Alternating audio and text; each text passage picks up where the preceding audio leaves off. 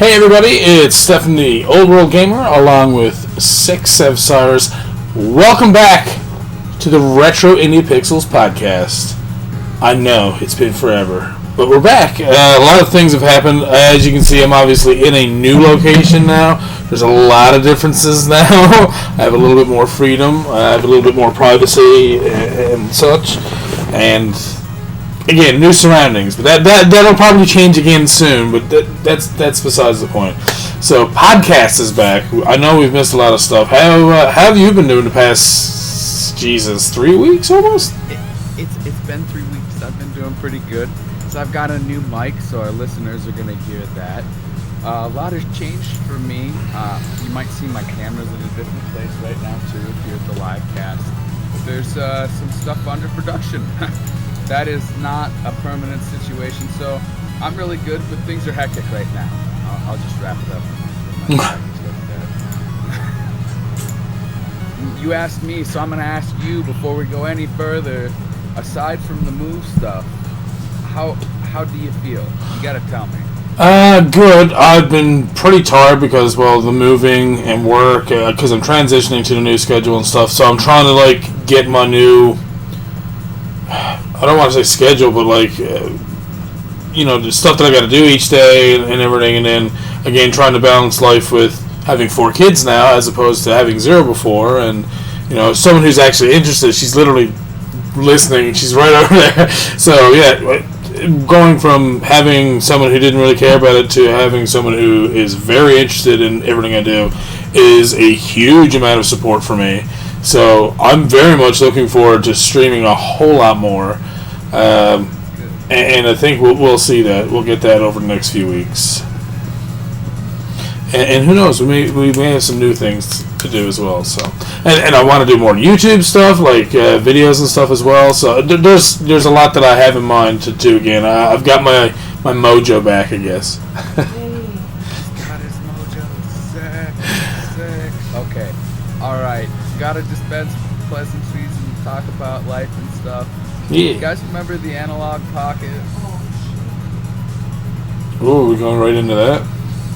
Yeah, I'm gonna cover my quickies here real quick.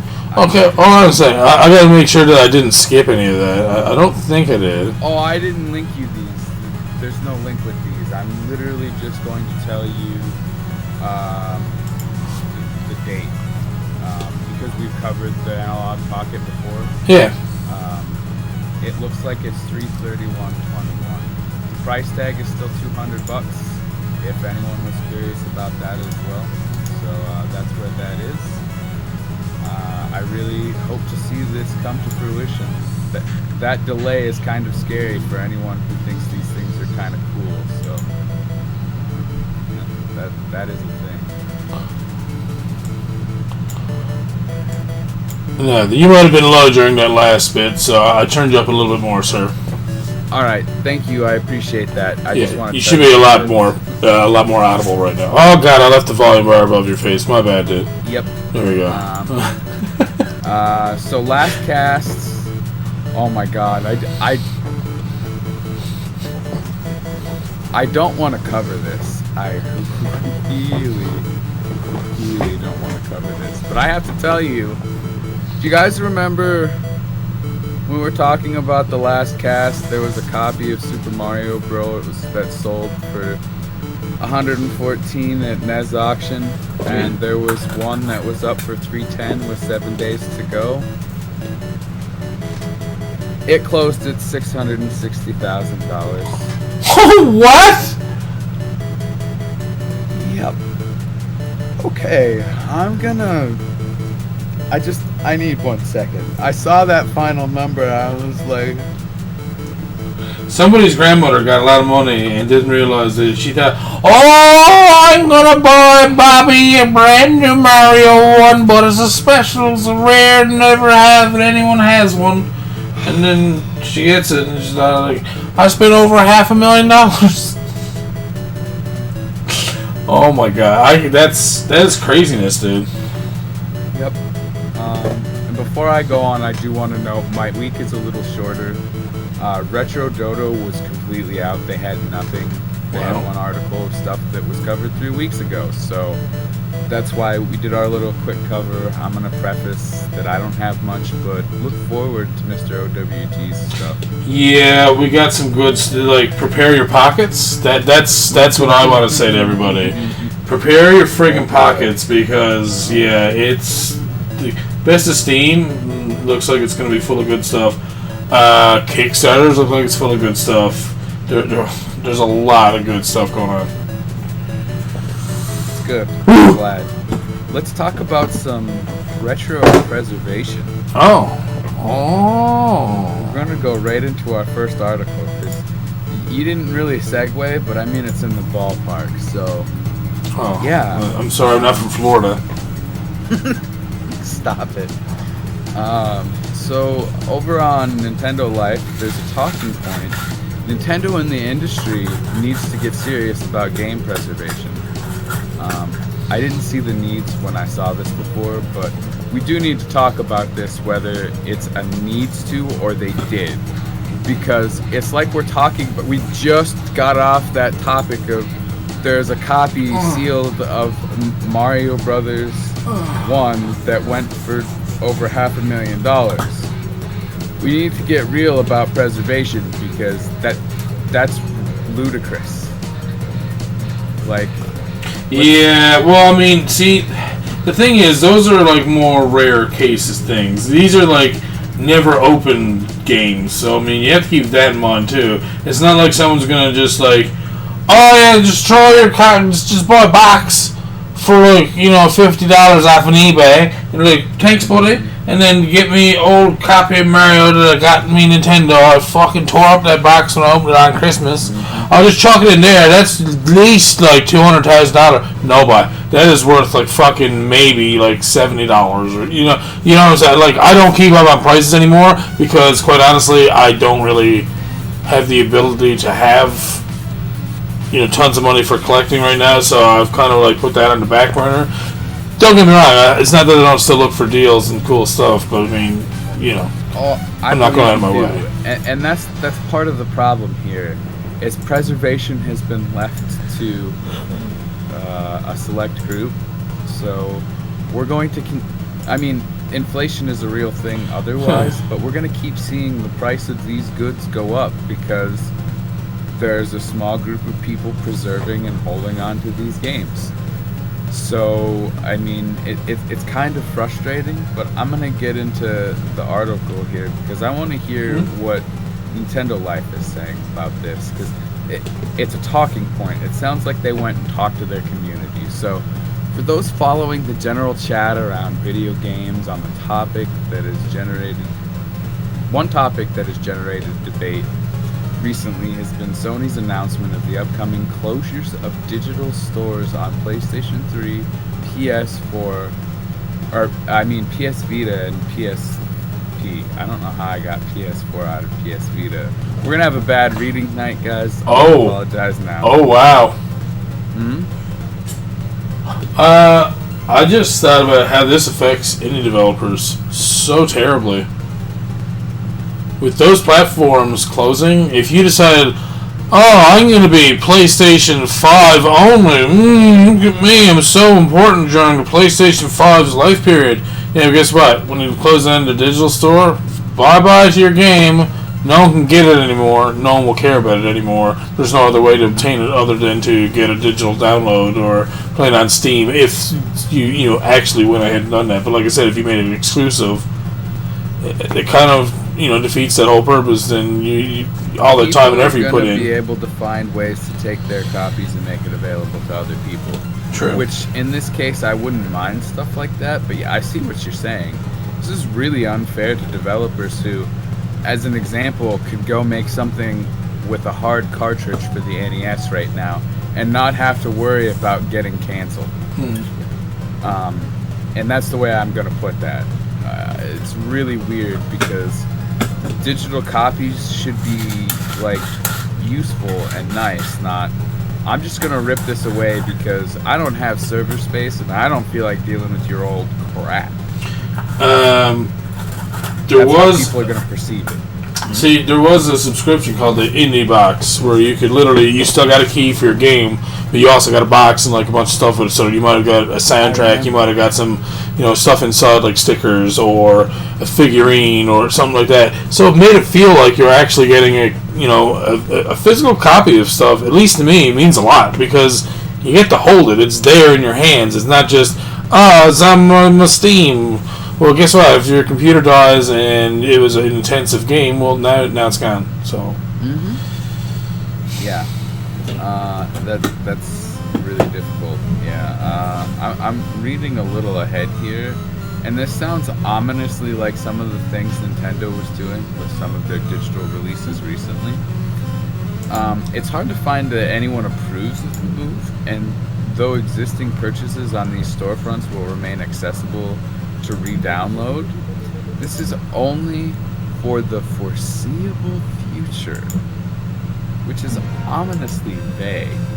In addition, many have pointed out various iconic digital-only games that in theory will no longer be available to purchase and play legally.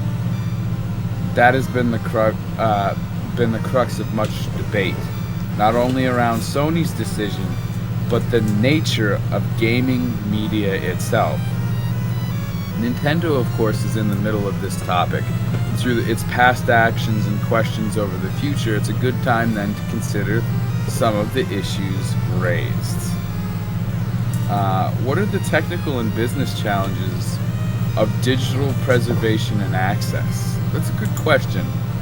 I'm kind of... Can it be that hard? One issue that doesn't often get addressed in the undeniably passionate debate is logistics. Are there challenges that actually make it unfeasible to maintain digital stores and their content long term? Which is basically what I was saying. Did you just not have enough server space and you don't want more to make more server space, so you're just gonna dump people's crap and move on? Well, server space costs money. Keeping those servers on and keeping those large servers cool all the time costs a lot of money as well. And then on top of that, we have, Steve, people who are more modern gamers, as you already know. Oh man, this game of whatever is so good. Call of Duty is so good. Oh, is a Battlefield out? Alright, I'm taking my Call of Duty copy that I bought last week right back to EB Games. I want my $10 off my game, buddy. I paid $80 for this game. I want $10 off my other one. And then he gets a new one, and that's gone. And, oh, there's a new PlayStation? Oh, I don't need that PlayStation 4. Mother, that's garbage. That's a piece of shit, bro. That's old. Fucking Bob Denton Rhodes got one. How come I don't got one? This is shitty. Mother, I needs one. And so Mother gets him one, sells it off on fucking Facebook or something, and then all of a sudden it's like, well, obviously no one wants to play your fucking PS4 anymore. That's what I'm getting at, is that this can work because that's what a lot of more modern gamers are like. They're just, play the game, that's fine. Now we're done. I'm done playing it now, so can we get rid of it and just do something else? No, it doesn't work like that. It's like, sometimes people like replay value. That's what I would assume. I do. Well, okay, I would move my webcam. It's sitting on a box right now of a game that I don't play. Do you know what game it is? It's Sonic Hedgehog 2. It's the original Sonic Genesis case. Literally, I keep it for the nostalgia. Not that I want to play it. They've really changed the way gamers think about gaming in that respect. And it's really frustrating. So I'm going to stop talking and I'm going to keep talking and read from the article and not from my head. In terms of nuts and bolts, the general opinion of our technically minded staff members is that though there are costs and logistics to bear in mind, they're not necessarily significant enough to justify withdrawing financial support. Maintaining servers on low-use stores for enormous billion-dollar corporations shouldn't be too much of a concern, and that was what I thought. Old servers and databases, such as WeShop, for example, may be operating on end-of-life services, in which case the data would need to be migrated to more modern alternatives. Yes, business people are always well known for being real nice with giving away things for free. That's true. That's in general, though, this shouldn't be a particularly tough undertaking considering the resources of Nintendo, Sony, and Microsoft. It needs to be sanctioned and approved. It's like Stefan's saying there. If there's no money behind it, they don't want to do it anymore. They really just want to dump crap and get it over with. Which is really frustrating for me as a gamer because it means none of it really matters. You're just running through a bunch of content and hardware for some unseen end goal that probably doesn't even include the gamers that are gaming for you. So if that's not really a big issue, or shouldn't be a big issue, is it copyright? Are they worried that people are going to hack them and steal their content and then be like, well, we can't track down all this content, so people just totally went around your copyright laws? That's where the article is going next. And put simply, copyright concerns around video games are significant because of the medium's unique nature and its comparative youth. For example, the copyright laws around books, or more specifically authors of printed works, are established and clear. A specific number of years after an author's death, their work can be distributed and preserved for free, though you can't just sell a copy of a Shakespeare play, for example, unless you own the rights. Until that time, the legal owner of the copyright controls all means of distribution. This kind of confuses me here, actually. I'm not gonna lie. Because this sounds like, to me, when you take it off your servers in this environment, you're disclaiming your copyright. Or disclaiming all copywriting. If you're gonna go by an example from around books, shouldn't the copyright die with the system? Kinda. I mean, I think the copyright should die as soon as they decide they don't want to print any more of those games. Honestly, yeah. Then because I mean, obviously you're not interested in selling them anymore, so what do you care? Exactly. I mean, look what Nintendo's doing. Oh, we want to play that, was it Mario 30 fucking bullshit? Oh no, well that's gone now. Why? I don't know. What, because people liked it? Well, of course, that's the thing, and that's where this is gonna go. However, printed works have been an industry for hundreds of years, and the video game industry is a baby by comparison. It hasn't even hit 100 years yet. And that's a really frustrating issue here because these copyrights aren't as solid legally because of that. And I'm like... Also, they're complaining that they feature so many pieces from different sources, i.e. when you're making a reference and you don't own the thing you're referencing to, which have their own rights issues. And then there's music and modern That's games. what I was about to... No. There's music, period. Hi, I'm Konami. Oh, you're playing Antarctic on the NES right now, and it was put out in 1982. We own that, so we're going to put copyright stuff all over your channel. Or I'm going to mute it, and I'm going to tell you to go fuck yourself. So, to me, it was like they just randomly went after, like, oh, if there's sound, just go after the copyright immediately.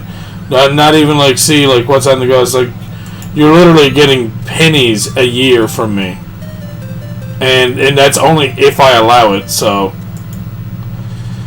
right. Yeah. The article is going to mention an example here.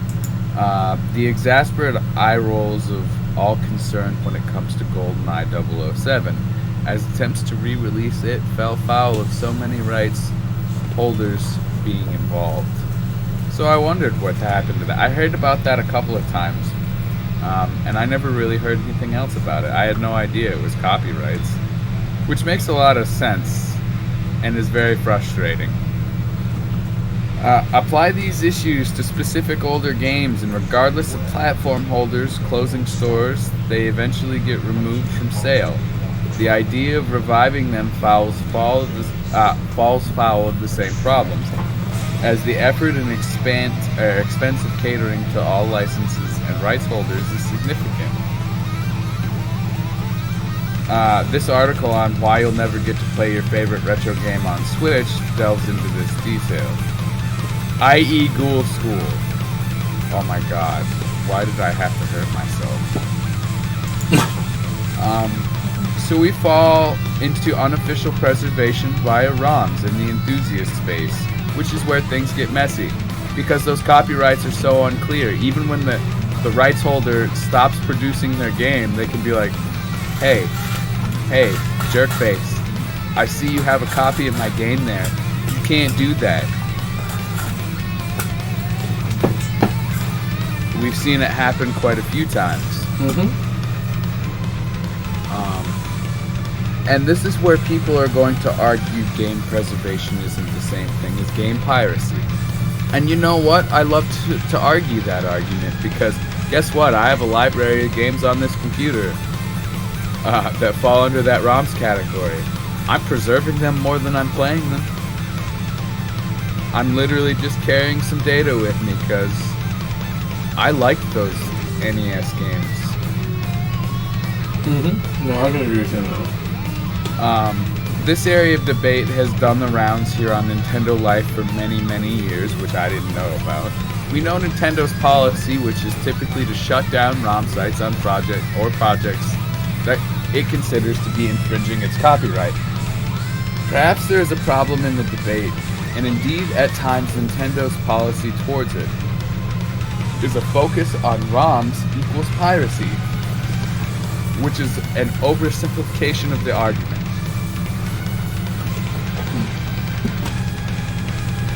They're arguing that there should only be one library of this game to exist, and it's their library? Or this system? How does a ROM equal piracy? What are we taking that we didn't pay for when we bought the game originally? That's the thing. Do you have all those games? ROMs. No. Then you didn't buy them originally. But the thing is there are quite a few of those games that I owned a copy of originally. I'm not trying to give these games to other people. I am literally trying to relive the retro days of my youth when I play these. That's a huge difference in my mind. I feel like I paid that ticket forever ago. But here's the thing, Steve. Are you playing them by yourself with no streaming whatsoever, or are you using that to try and make some sort of money, whether it be through YouTube, through Twitch, whatever? That's where it gets, as they say, a little bit more messy, because right. Then you're using. But at the same time, does that mean that if I bought the game and I have a physical copy, does that now mean that you cannot copyright my content because I own the game? You know what I'm saying? So where is the line there? Because if does that mean that I can? Oh well, no, you can't copyright my my gameplay on YouTube. I own a copy of the game, so therefore I'm allowed to use whatever. But then that's the same thing about, no, you can't mute my stream. I own a copy of that Metallica album. That's not how it works. And this is what I'm talking about. Is that it keeps flowing back to, you don't own the original content. But at the same time, they're all like, oh, you might be making 5 cents off of me. To ride at a certain point when you pay to own the game. And I'm not disputing that ticket to ride is not a free ride to share this content with other people. I had a point to make there, but you interjected. Oh, I'm so sorry. Anyways. Rip that point. We're going on 24 minutes right now on this one thing that we're talking about. Uh-huh. I know. I was just about to make a couple more things I wanted to talk about here. Sorry. Before we move on with what you were saying there, I think I remember what I was going to say, which is yes, they're afraid of you making 5 cents on on playing a game on Twitch, or playing an album, like I said, a Metallica album. If you played that on Twitch, oh, that's DMCA copyright, guys. Oh, hey, look, my favorite streamer's on. Oh my God, wait, they listen to this song by Metallica? I kind of like this song. Oh, it's from this album? I'm going to go buy the album on iTunes now. You're welcome, Metallica. That person just bought, an album for you. Mm-hmm. Like, and that's what they're not seeing. And they're all like, oh, well, not everyone's going to do that, because then there's just Napster and YouTube and stuff. It's like, dude, people are still going to want to go see you in concert and stuff. And people, again, there's so much... Yeah. Well, let's hope things change. I'm gonna agree with you wholeheartedly, because that makes a lot of sense. Believe me, I see your side of the coin too. But they're always just going to argue the fact that if you make any type of money, whether it's through streaming, whether it's through doing a live event at a fucking local bar or something, if they find out about it, they still try and shit on you for it. Because, again, how dare you make $5 off of playing my game or using my music? It's like, so how do people do it at clubs? Do those clubs get, oh, hey, Usher, can we use your music tonight when we play at our bar? Like, this is what I don't understand. Why is that allowed? But they don't pay, record company. I don't know.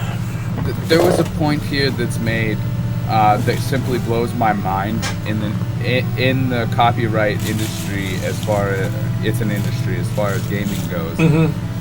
It's worth remembering that for reasons only known in Nintendo's HQ, the Wii Virtual Console version of Super Mario Bros.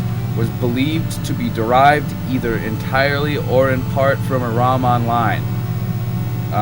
The video below from Eurogamer sums that up, apparently. And I'm just like, whether that's speculation or not, I'm sure someone from Nintendo released that information. Just because they're all like, I want to make this debate more juicy. I've never heard about that, but that's interesting. If that's the truth, I'm really upset. I'm going to read one more part of this article, and then we're out of here, because they're going in a direction I don't like, and they're going to go right at it. However, let's not be naive. Some use ROM sites for pirating content, plain and simple. That subset of the gaming audience unfortunately directs the gaze away from those simply trying to protect the industry's history. It's vital that we recognize the excellent work of organizations such as Game Preservation Society and the Video Game History Foundation. They're at the forefront of ensuring that the industry's history, including gaming publications as well as actual source code, are preserved. This is why I'm upset with where this article is going. From here, they're going to talk about Doctor Who and how they taped over that stuff. Are Nintendo and the gaming companies, do they care about this content? We already talked about, we don't think they do. So when these private organizations are allowed to do exactly the same thing I'm doing, but because I'm a person and not an organization, I'm a pirate, I'm done with this. You guys want to hear about a RetroBit tribute controller? Ooh. The next Tribute 64 controller offers wireless N64 play, and pre-orders open today, which was 8 days ago. Oh, this is their version of like the Wavebird, I guess, is it? Yes. You can use it with your Switch too. Oh wow, nice.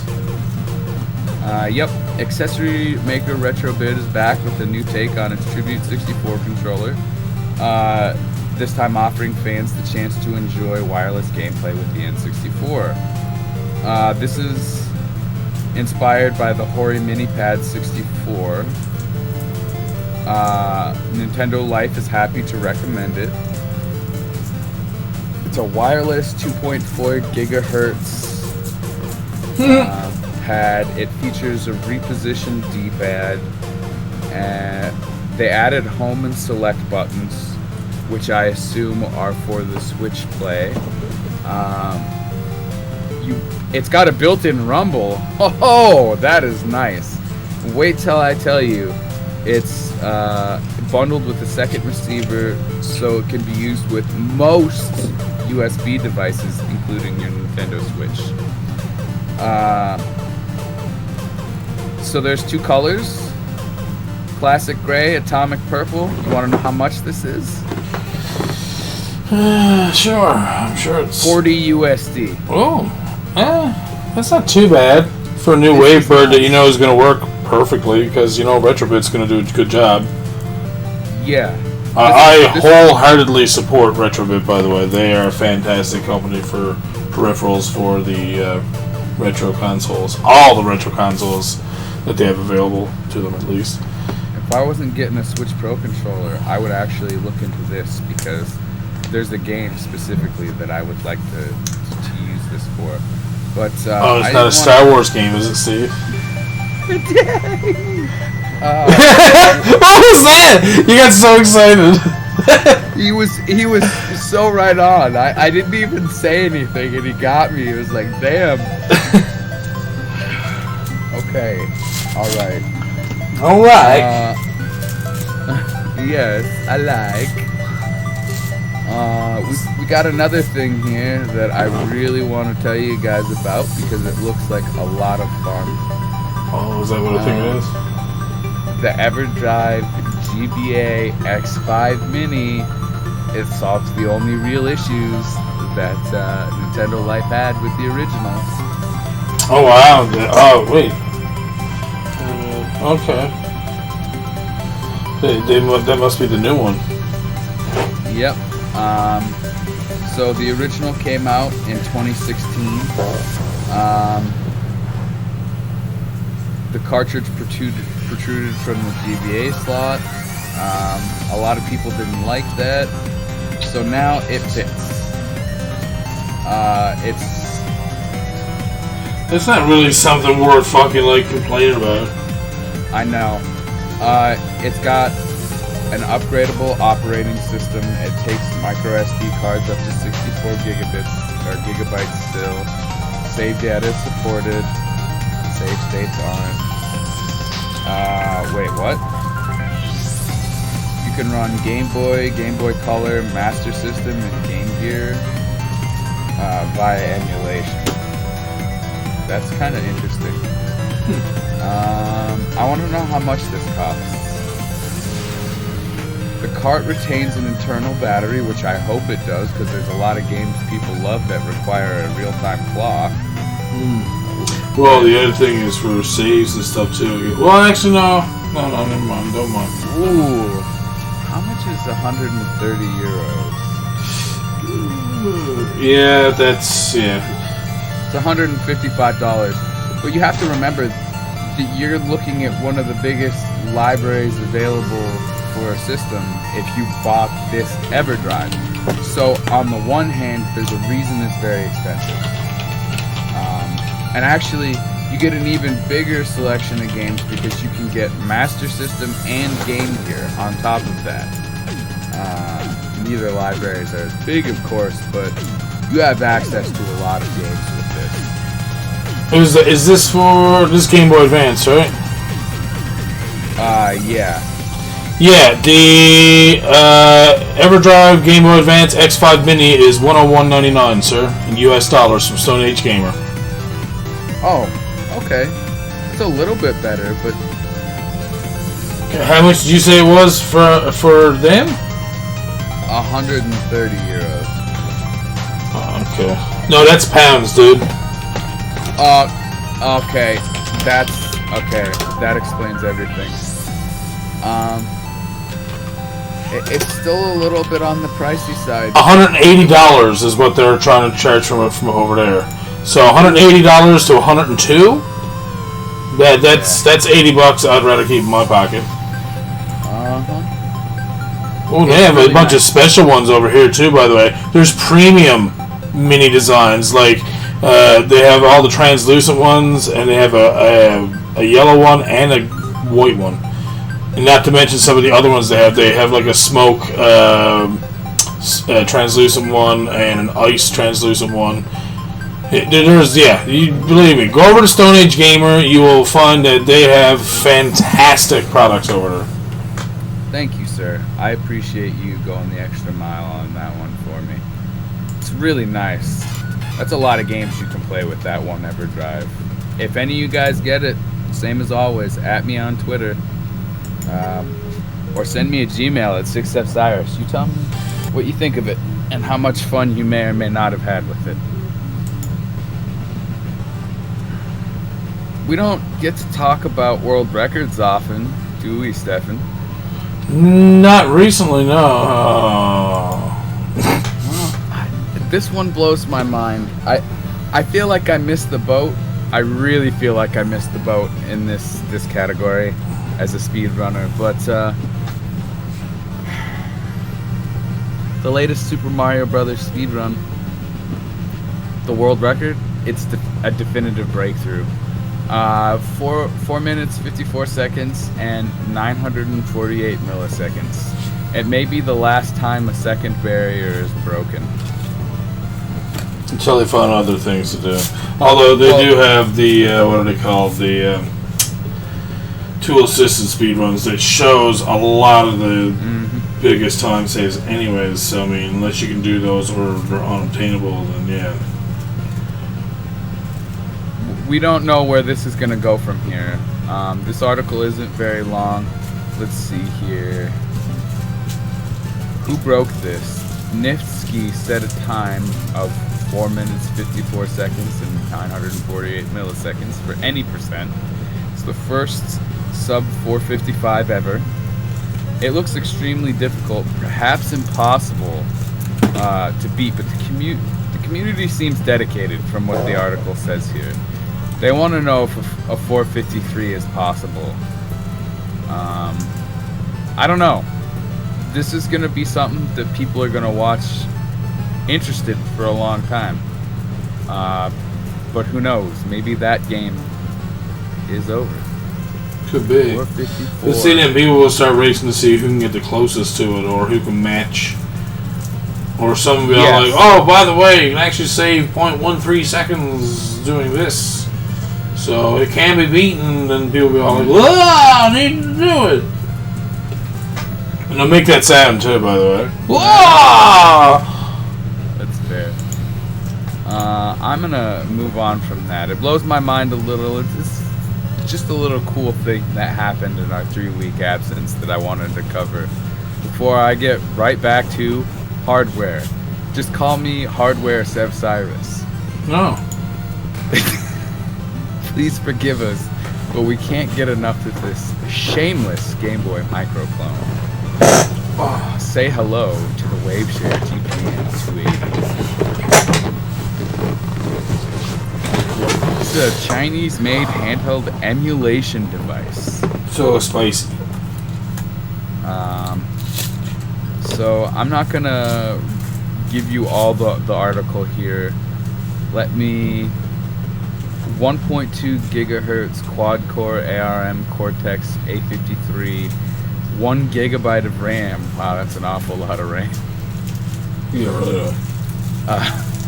It's got a larger 2.8-inch IPS screen, 640 by 480 pixels. It's got a 15 mAh battery. Got Wi-Fi support, so you don't need the micro SD slot with 32 gigs. So that's kind of nice. That there's two ways to do that there. Oh Jesus! I get to the detail that I wanted to know most. They want $150 for this. Yeah. Then again, that's cheaper than the Pocket Analog. So, I mean, it's tiny. This thing is literally tiny. What's so small? Wait, Waveshare GPM 2080 reviewed the fake Game Boy Micro? Oh, I guess they're calling it fake because it's similar, but not. it's not the real Game Boy Micro. Yeah. Okay. Oh, RetroBits. Huh. And it's funny because it's an emulation device, like I said. It doesn't actually have the appropriate slots. LOL. It's pretty decently priced, I suppose. It's an option that's out there for you now. Man, why do I feel like this year I have gone through a lot of GBA stuff? Because you grew up with Game Boy, dude. It's all right. You like Game Boy stuff. You're allowed. That's not a bad thing. No, it's nice to cover some of the retro handheld stuff because I didn't get the chance to play a lot of it when I was growing up. Mostly because I wasn't as interested in the portable stuff because it's like, nah, I'd rather play something with my friends on a TV in my house and eat pizza pockets and eat Doritos and drink Mountain Dew. Smoke weed out in the garage. I mean, what? Well, this article I dug up because this next one, my best buddy here, Mr. OWG, is he's a collector. Oh. And when I hear stories of a collection getting complete, hopefully I can inspire my good buddy to get a little collecting of his own done in the near future. So someone, I don't know if this individual is Japanese. It looks like his post is. So, oops, I did not mean to go to his Twitter. I can't read that, and they won't translate it for me. So, apparently, he's Somali Channel is the internet name he's going by. But for 20 years, he worked to complete his Famicom collection of 1,053 games, fully boxed. Ah, wow! I wonder who's been trying to do that for a few years. Fuck. Well, not with Famicom, but you know what I mean. He started with Mobile Suit Z Gundam December 2000 and ended on March 11th, 2021 with the purchase of Snow Brothers.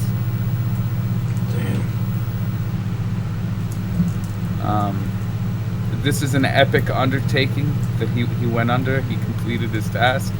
So to Somali Channel, congratulations and thanks for the inspiration. Makes me want to collect. Yeah. If you go over to Nintendo Life, you can see a picture of his tweet where he's got all those games on his shelf. Holy crap. Okay. Alright. That's a way better thing to move on from than Oh my god! earlier. Yeah. Oh my. Wait, there's more than I thought there were. Oh my god. Come on, let's move on, Steve. I'm already sad. Fuck, man. We're already coming up on the end of my news. We're over to TigSource forums. Oh, there we go. I have Only the Strong for you today. It's a pixel art game with animals, according to the topic post. Or I mean the topic title. Excuse me, post. Oh, excuse me. So this is a solo developer from Crete, Greece. Wow. They started working on their game after the first quarantine 7 months ago. And now the game is not finished yet, but I feel I can start to show something. I'm trying to fix their broken English, and I'm not blaming them in any way. They're from Crete, Greece. I mean, it's a miracle that they speak this well in English and typing, so I'm going to appreciate that. The game is made with Unity and Playmaker plugin, their first game. There's a lot I'm not having experience. So anyone out there, this person really wants feedback, and if you could go to TigSource forums and the town hall. It's the topic, only the strong. It's free download, I believe. Let me just double check and make sure.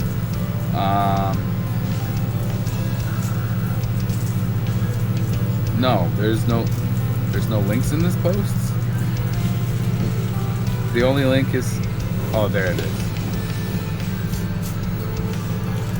Okay, so this isn't released yet. I guess he wants feedback on the post on the forums here. I apologize that I didn't have all the details when I looked at this one. It just sounded interesting, and it was the most recent game here. Literally the only new one. But, so here's the description of the game. The wheel of time turns and ages come to pass, leaving memories that become legend. Heroes from every corner travel great distances to prove their strength against impossible odds. Supernatural demons and beasts that spread death across the land. The journey is long, many will die, but only the strong will survive. So, fight your way through hordes of enemies across 6 worlds spanning 60 levels and 6 unique bosses. Upgrade your heroes. Complete challenges to earn new items and upgrades. Over 20 heroes with unique abilities. Animals only. I'm not going to say furry, but I mean, if that's your thing, there's literally a game for you here. No human characters that you can play. Over 30 abilities to upgrade and 30 items to equip. It's got an original comic book style. It's got achievements, facts, and more. There's a short trailer there. It's only a minute long. Yeah, we watched it already, but I can replay it. I don't mind. Okay, I wasn't for sure on that. This looks like it was designed for mobile, and it says it's coming soon to mobile and maybe PC and Mac. So you can kind of tell by the video there that it is definitely designed for mobile. But it doesn't look bad. Like, it looks like it would be a fun game to play. I would really like to see this fleshed out for PC as well. And I do mean fleshed out, not just ported. Yeah, I really do. Learn from people's feedback, please. Don't just throw your mobile into a fucking emulator and basically say, yeah, look, a release for PC. No. Get the fuck out of here with this shit. Before I leave this article real quick, I want to see if anyone gave them really strong feedback. Hey, Game Hunter! How's it going? Yeah, good, this sir? is more mobile oriented, maybe console. I agree with Ramos there. Hi, by the way, Game Hunter, welcome to the stream. So, they have gotten good feedback. I really need to sign up to TigSource forums so I can leave feedback for these people, especially when I see stuff like this. Especially when you come on a podcast and can let them know that, hey, we feature on the podcast when we're watching them. Yeah, I might as well be doing that, yeah. Something I'll have to organize for future stuff. Like I said, things are still quite a work in progress on my end, so. That aside, we've come to my pick of the week, and I'm not super happy about this. There hasn't been a lot of gaming going on in the last 3 weeks that I've picked up on Twitch. Do you remember when we talked about Loop Hero? Yes. That was really popular for a while, like really, really popular for a while. Nothing has gotten that big in a while. So when I'm suggesting Cepheus Protocol, I saw one of the big streamers playing this, and that was it. Just today. Because I had nothing else worth suggesting that I knew of that was Spotlight able. And unfortunately, sometimes that's the last criteria is at least one big streamer playing it and people are enjoying it. Yes, Okay, let's talk about an indie game that maybe you haven't heard of. Cepheus Protocol. I'll watch that trailer. This is an unimaginable plague. It kind of strikes me as odd that you would make a real-time strategy game around zombies in this way. But whoa! Is this 007? No. It looked like they were zooming in on that one, like the frigate fucking level at the very start they're just in. Oh, okay. So, an unimaginable plague has been released in San Francisco, turning the population into mutated creatures hell-bent on spreading the Pangu virus. Inspired by classic RTS series Company of Heroes and World in Conflict, it is up to you to win back the city before the Pangu virus spreads globally.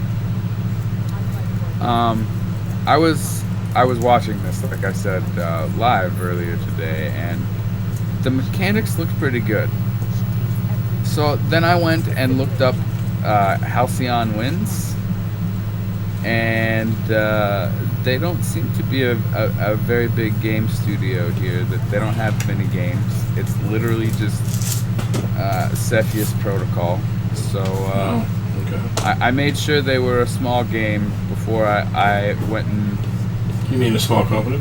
A small company before I went and spotlighted this, because if it was a big company producing this game, I don't think I would have put this in the spotlight. Mm-hmm. I don't know an awful lot of people that would like RTSs like this, but I think it would be fun to play. I definitely looked at some of these mechanics and I was like, ooh, that's fun and different. I might not play for very long, depending, because it looks a lot like Tower Defense, except with zombie details and apparently San Francisco. So that doesn't seem like it would last that long, but I mean, it's interesting and different, like I said. So yeah, really though, it doesn't look terrible or anything either. Like, it looks really good. I like the art style. The concepts are good, like I said, but I don't know about how much replayability this kind of game would have. For me in particular, others might have more replayability here. And the last thing I'm gonna say on this is that it is in early access, but you can buy a copy for $15. Apparently they already have DLC gear available for about $20, and then the soundtrack is available for about $4. So they're not asking for a heck of a lot for anything here. I don't know why the DLC is more expensive than the game. Oh, no, actually, I'm wrong. Okay, it's a special copy, and you're getting a copy of the game, and there's a novel that's coming with it. So you're paying $4 extra for the novel.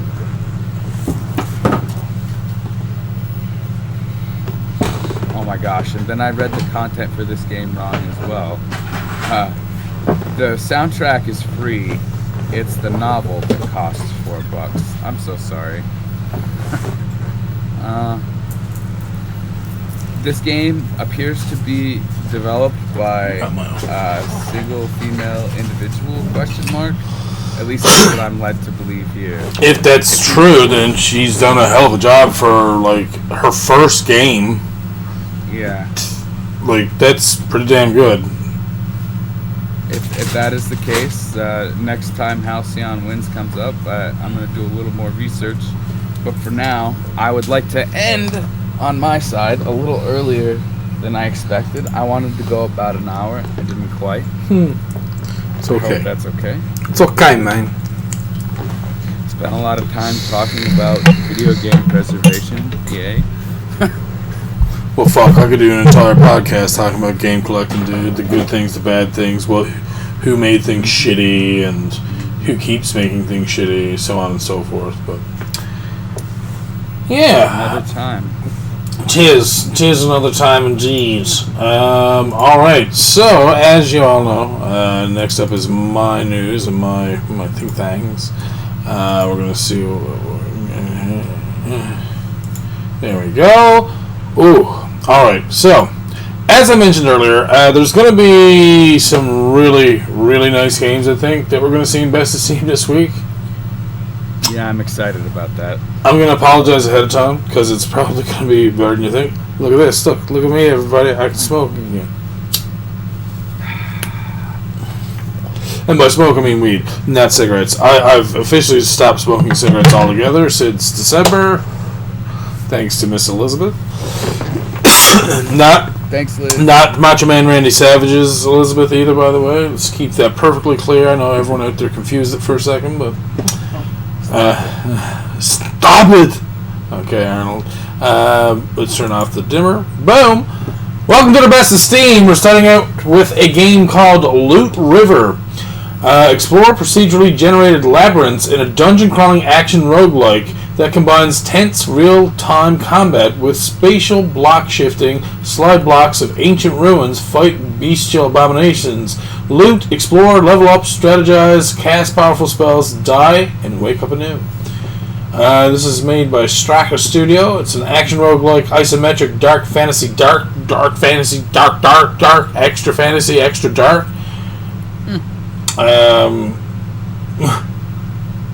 Wait, Super Hot presents? Really? Is that the same group who actually done Super Hot? If you got that open, you want to click on the publisher for Super Hot presents and see if that's actually them. That's crazy. Let's see, single player full. Super It is hot. It is? It is. Wow. All right. So this could be worth taking a look at because Super Hot was a pretty good game when it first dropped out. Wish list. He's just gonna wish list to me. He doesn't even take a look. All right. Let's watch the trailer. Oh. Oh God. Oh God. Oh God.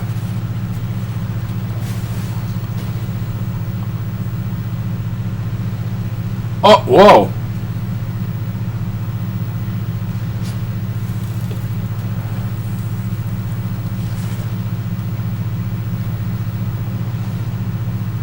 Okay, this is crazy, dude.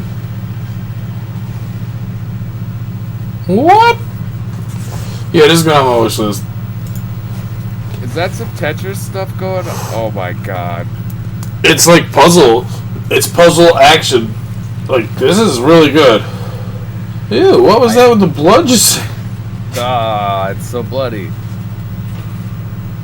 Uh-oh, and then you can get locked in. Your Tetris piece can sometimes get locked in, so that's shitty. Oh God.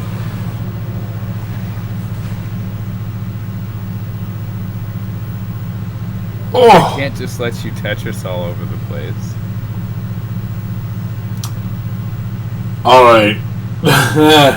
I can see speedrunners wanting to get into this. That seems like something no, it's not. It's not platforming though for JC. Never mind. Damn, dude. That was nice. I do walkie speed runs. That's my tempo. So, yeah, wishlisted. It is not released yet. Will be released soon. But let's keep up our momentum. Starting with, up next, we have a game called Smelter. You are Eve, fresh out of Eden and armed with a living suit of armor. Smelter. Explore a dangerous new world, battle its bizarre denizens, and expand your empire on a desperate journey to find Adam. This is coming out on the 22nd of this month. X Plus Company Limited developed it. Oh! Published by Danjin. Ooh! Ooh! You know it's going to be good. You know if Danjin's got their fingers in it, it's going to be good. Alright, the trailer starts out looking like very well done, like cartoon, like almost anime, or comic. There you go, not cartoon, comic. Alright, so let's start.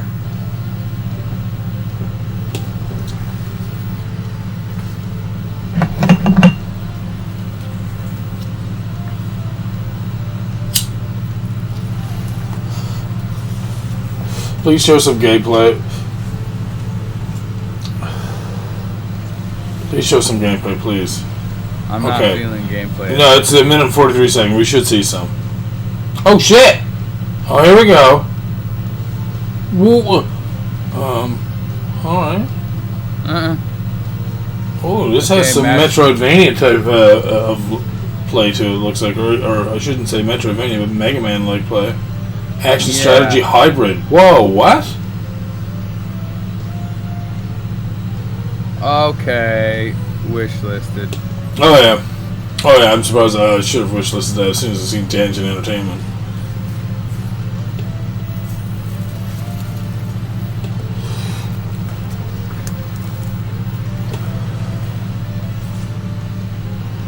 Whoa.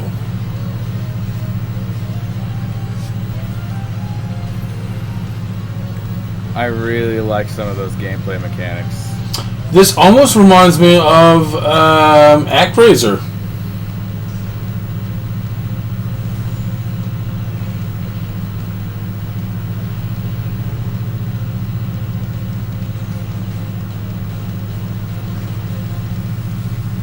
Oh yeah, you know what? I'm seeing it. Yep. That's also a very well done trailer too. Like that whole like, it felt like watching a series. Hold on, isn't Illusions of Gaia part of ActRaiser? I'm not sure. I thought it was in that series because I was getting some Illusions of Gaia vibes there as well. That is a really nice game. Wishlisted. And again, coming out 22nd of April. Look forward to that in like a week's time. Jesus. Next, we have a game called Battle Axe. Oh God, I forgot about this. By the way, I'm hitting wishlist already because I know what this game is about. Battle Axe is an arcade top-down hack and slash featuring high-quality visuals created by veteran pixel artist Hank Nyborg. True to form game mechanics and music from the legendary VGM composer Minami Matsume. Retro gamers rejoice. This comes out the 23rd of April by Bitmap Bureau and published by Numbskull Games. Action adventure arcade exploration retro. Watch the trailer. Just watch it.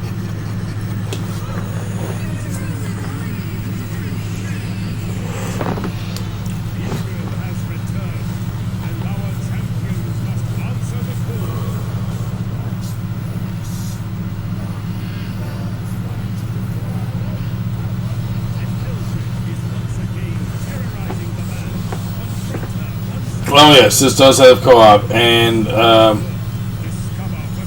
it looked like a different kind of Golden Axe game, and that's what I liked. But almost very much like Zombies Ate My Neighbors as well. I was enjoying some of that audio there. It sounds really good. On top of what looks like amazing visuals, the fact that it's multiplayer. I wishlisted this before I wishlisted before I watched, but can I wishlist further, harder, faster? No. Okay. My bad. It's okay. Up next, we have something you might enjoy this as well, Steve. This is very old school looking. It's called Dusk 82. Simple but addictive action puzzle remake of the cult shooter Dusk, inspired by classics like Chips Challenge and Sokoban. Puzzle 2D arcade grid-based movement by David Zemansky. New Blood Interactive published. It's coming soon. I saw the art style and I wishlisted. Let's watch the trailer. Doing it.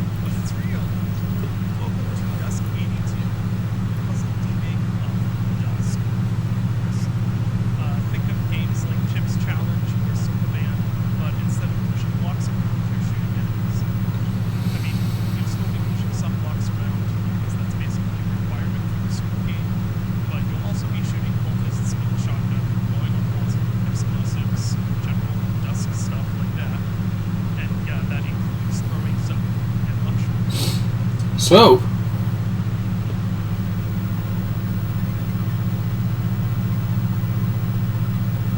why are we throwing soap?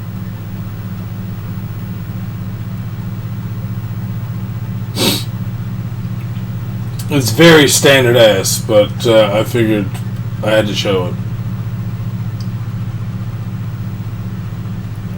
Sometimes standard is all you need. This is refreshing in an era where people are all like, 3D, all day 3D. Yeah, I know, right?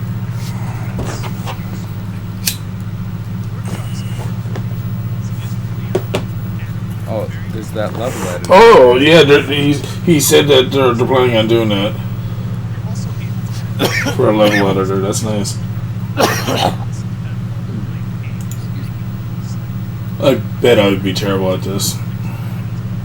This looks like a game I would rage at. Yeah. That is the most accurate long-distance shotgun I have ever seen. Yes. He's just, yes. Alright, our next game is called Crawler. I wonder what type of game this is. Crawler is a modern / retro style dungeon crawler. You find yourself alone inside an old castle. Crypt crawler or crawler? Just Crawler. Okay, I got it. That's it. It released today. Oh, sorry. It unlocks in 5 hours, so it'll be tomorrow for me when it releases today. What? It'll release for me just before tomorrow. Oh no, I'm sorry. It releases in an hour. What? What? Oh yeah, maybe mine's already released. Hold on.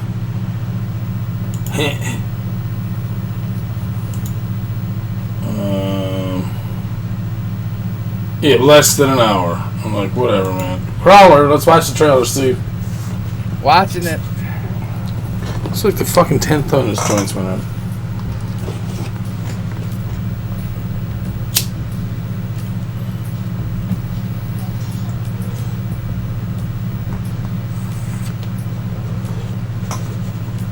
Yeah, I love this style, by the way. Oh, wow. I'm just gonna kill stuff with the crowbar. Wish listed. Alright, this is like Half-Life versus Dungeon Crawler.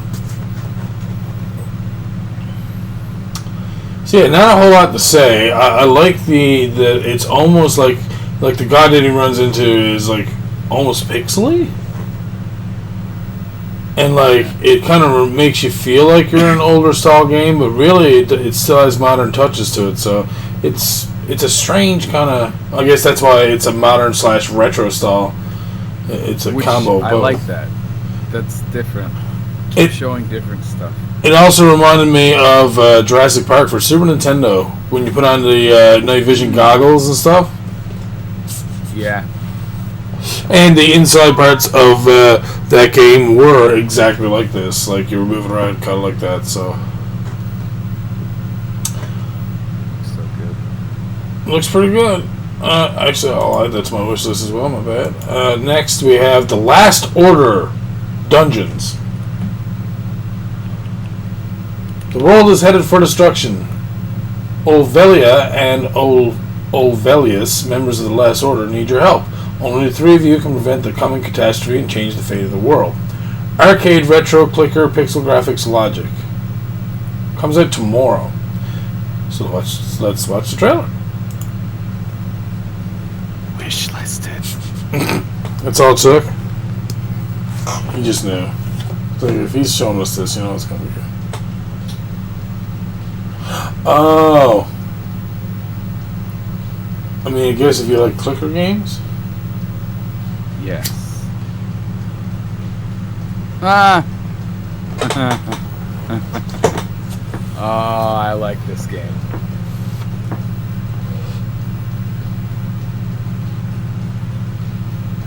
No, obliterate it all. Right? Holy shit. Yes. So for the listening audience, you're kind of this pixel character, and you have stuff coming at you from left and right, and you kind of want to be in the middle of the screen.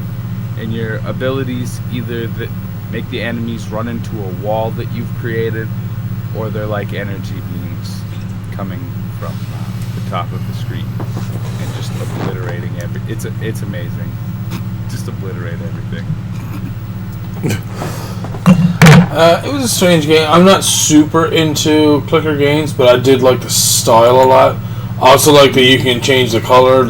That's also a big thing for me. Very downwell. I couldn't let you have it. The green looks super good. I love it. Okay, it's on my wish list now. Fuck. Anyways, our next game is called Junk: The Legend of Junichi Kato. This is the story of Junichi Kato after he reached the top of the world. On December 31st, New Year's Eve, Junichi is suddenly captured, and when he wakes up, he finds himself there. The world of 200 years later and the true identity of Catroid are revealed. Save the world with your friends. Okay, I have no idea what the fuck half of that was all about. But anyways, let's watch the trailer. I'm scared, hold me. Okay, what? Mario dildos. You see that? Why is that so Whoa! Okay, as soon as I see the thwomps, this is where I pause it and say, nah. Nah. Nah? Nah. Dude, come on, man. You don't make thwomps. There's so many things you could have used there. Like, anything would have been fun. Oh, this looks like a meme game. It's in Japanese. What's with Kirby? And you appear to be a poop. Maybe. It's very pink, so it could be like a penguin's poop. Uh-huh. In that book, Everybody Poops. The penguin poop is pink, a so... at some point? Like, literally a luchador? No, I didn't even watch that far. I've stopped already. I'm not watching. I'm clicking through. Yeah, I'm skipping through to the next game called Canary in a Crater. Canary in a Crater is an asteroid-delving 2D platformer about digging deep, uncovering valuables, and fighting off hungry alien snails. Spend your hard-earned credits on a wide variety of unlockable gadgets and upgrades to get you deeper and deeper. So, this is casual mining platformer, relaxing and cute. So, this is... Sometimes I like these games because this is what you can use just like kind of... I'm just going to sit back and... this is fun. I've been here for 5 hours. So, yeah, I'm going to wish this, and let's watch the trailer. I'm told these asteroids can be dangerous. Steve, those asteroids could be dangerous. I'm also told they can be profitable. There's some money in those, though. Oh, yeah, you see how deep it goes? Get me in that asteroid. See, this is what I'm saying. Like, doesn't this look like it's, like, perfect? It's like, alright.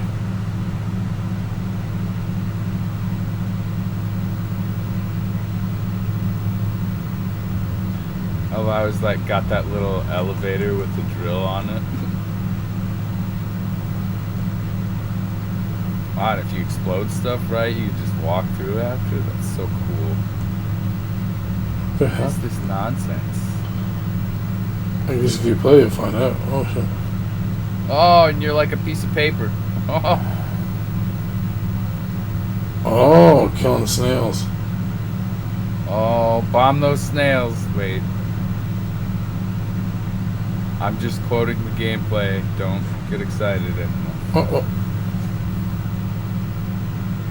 Can you dodge from falling? Oh. Wait, what was that? I don't know what just happened. Did you say a big... Was that a big one? Was that a big money? I'm gonna look. Dig Dug? Yeah, I guess so.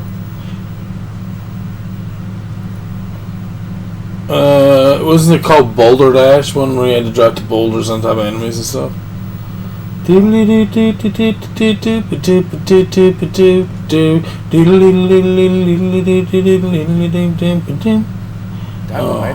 big trick. Dig Dug. Stefan's rocking out and I don't even get the reference. Yeah, it's Dig Dug. It's okay. I probably didn't do a good job. I ain't Dig Dug. It's okay. I understand. It's alright. We're down to two games left in Best of Steam. The next one's called Lost Ruins. This is a 2D side-scrolling survival action game where you play as a young girl that has awoken in a strange, foreign place without her memories. Explore a dark and dangerous world, battle hideous monsters, and topple incredible bosses. Comes out on the 13th of May. Oh, Atari Games has developed it. Published by Danjin, Steve. Fucking Danjin coming in strong again, you know. And look at these tags. Action, Metroidvania, anime, platformer, cute. This is. I'm just gonna hit wish list. I already know it's gonna be good. It's Danjin. Oh god, yeah, I want to touch myself already. Oh my god. He played the video already. It's alright. Well, my bad. I got so excited I wanted to see it. Okay, she's kind of cute though. What's with that? What's with the little leg sway thing that she does when she's not moving? What the f...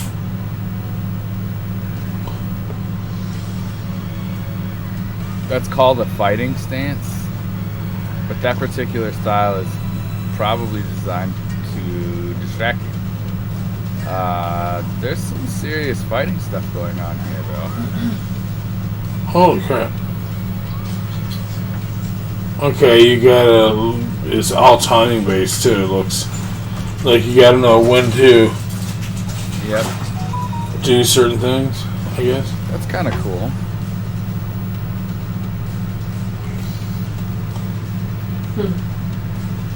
Oh wait, you can change. Oh yeah. Oh no. Yeah, you have different powers depending on who you defeat, maybe. Probably. Whoa! Slime lady is crazy. A sugar cookie man. She's crazy. Whoa. Wow, you just axed that spider a question. Great axe.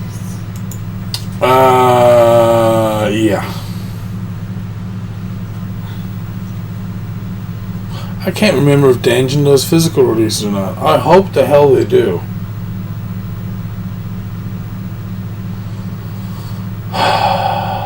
Must Shantae senses tingling. Help me at female protagonist. Oh, hand check, Jeremy. We only have one more game left in Best of Steam. Okay. It's called DurDanto. And there is a demo. DurDanto is a Roguevania-like pixel art platformer game where you play as Zubak in a fallen city with beautiful pixel art environments while facing different enemies. Use elemental abilities to uncover secrets of the fallen city and solve environmental puzzles to unlock game levels. This is by Devs Lair Studio, Metroidvania, Roguevania, pixel graphics, action. Let's give her a watch. No, you. What? Don't tell me how to make my sandwich. Not a sandwich. Or are you? Send help, I need 3 adults.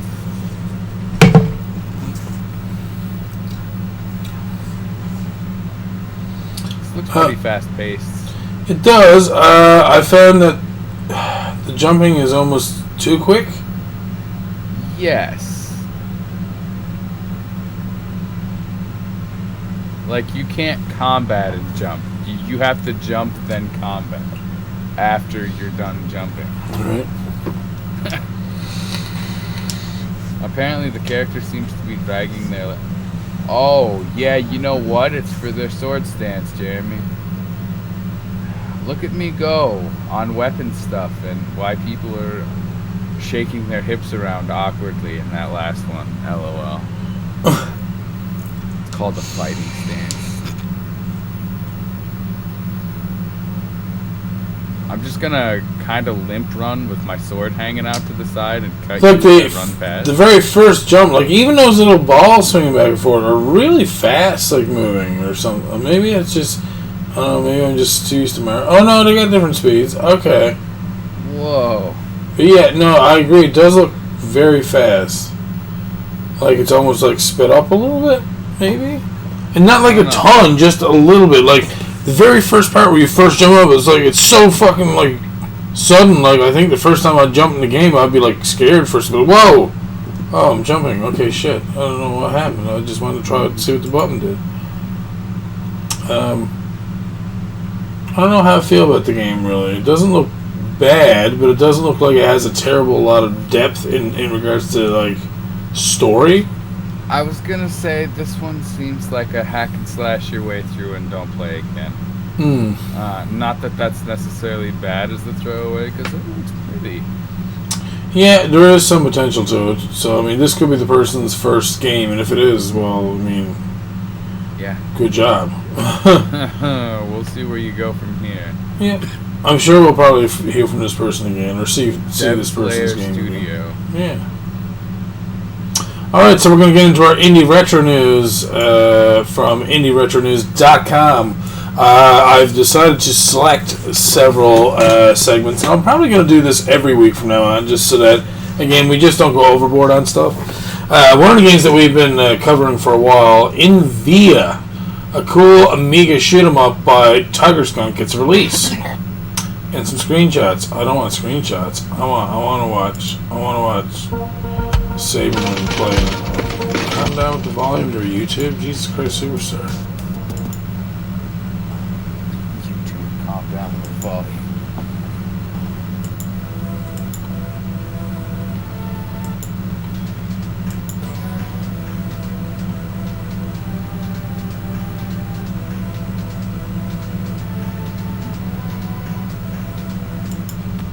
Is that whole video at the title screen? Oh, there we go.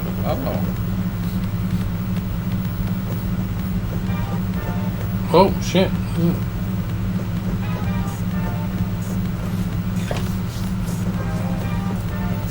I'll show you a fighting Sam.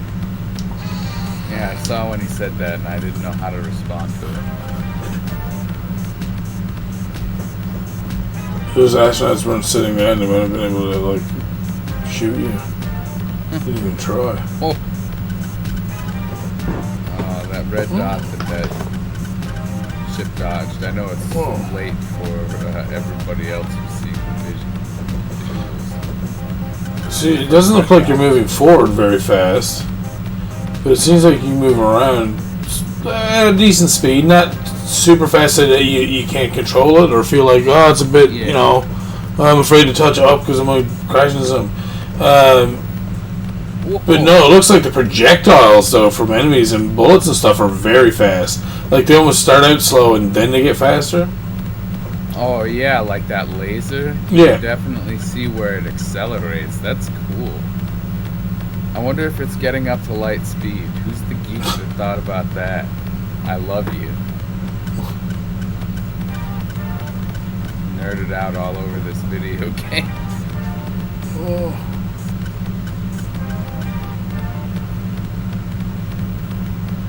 I'm not seeing anything unusual for Shoot 'em up. Indoor shoot 'em up. Oh, game over. That was a good attempt, though, Saberman. Saberman. That looks like you penetrate the enemy base style, like literally. Which, it looks great. No complaints here. Penetrate the enemy base style, he says. What? Style of gameplay, as far as like, or penetrate the enemy base of the premise, rather. It's almost like Macross on Famicom. You go through like space, shoot a bunch of shit, then you come out to the mothership, and then you go in through like the little zipper fucking door, and then when you get inside, you have to shoot all the little things. Oh, so much fun! All right, let's just keep it going there. So yeah, this looks like they were saying, an R-type game.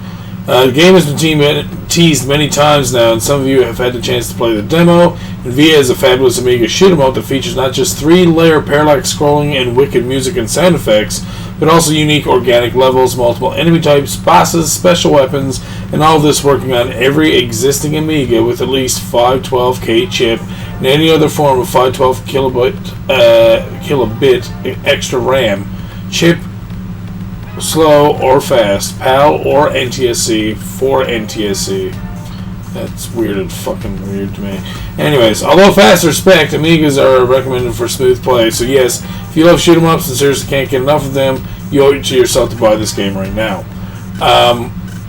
There's probably some lingo there about Amigas that I'm just not aware of, so I assume that's probably what it is. Yeah, I have no idea. So maybe you could play PAL and NTSC, but some games were designed for one or the other. I don't know. That's the only. Well, I mean, there is also, I guess, some spots in Europe that might use one over the other, maybe. Oh yeah, that's a possibility. Who knows? Not me. Saberman's keeping hold of those. Did the double shot this time. All right, we're gonna move on. Next thing we have here is Lotus Esprit Turbo Challenge STE. Retro racing fans will love this enhanced version on the Atari STE. This looks fun. As soon as I seen the screenshot, I was like, yes, we gotta cover this. For me, Lotus, released during the 90s, was one of the best racing games on the Amiga. It was so much fun with great graphics and the ability to race your friends in split screen. Ooh. It gave a true speed feeling, whizzing past other cars on the road or through tunnels trying to come first place. What's more, it even had weather effects and incredible music. Thankfully, for those who enjoyed the game and want the pleasure of playing an enhanced version on the Atari, can now do so. As Jonathan Thomas, Jamie Hampshire, and Grazi/PHFs has just released Lotus Esprit Turbo Challenge STE. So, let's watch this. Oh my god, that's so loud. I pooped a bit. I pooped. Yeah, it's better. Okay, hey, Stephen, shit. can you stop pooping, please? Impossible. Not in town. So in town, I'm just constantly shitting. According to the team behind this brilliant version of Lotus on the Atari STE, Lotus STE is an adaptation of the original Lotus 1 game that makes use of the additional hardware in the Atari STE. Not only is it a major graphical upgrade, such as the road being rendered by the Blitter chip, and features much more graphical detail than the original, but the scenery and cars move more smoothly, Blitter chip, and backroom mountains scroll smoothly from side to side, Blitter chip. Sky features a more colorful gradient, and there's much more improvements made, including far better music and sound effects. Put simply, it's a major graphics and sound upgrade from the original game. All the other guys are just working on the car in the bottom of the screen at the same time. That's what happens if you don't play with a buddy. So you might as well race a friend, because you're only going to get half a screen anyways. It's true. Which, that's not terrible. I don't mind encouraging people to play video games together. Oh shit, man! Bang. Download now from Atari Mania. So this could be emulator worthy. Want to race, Steph?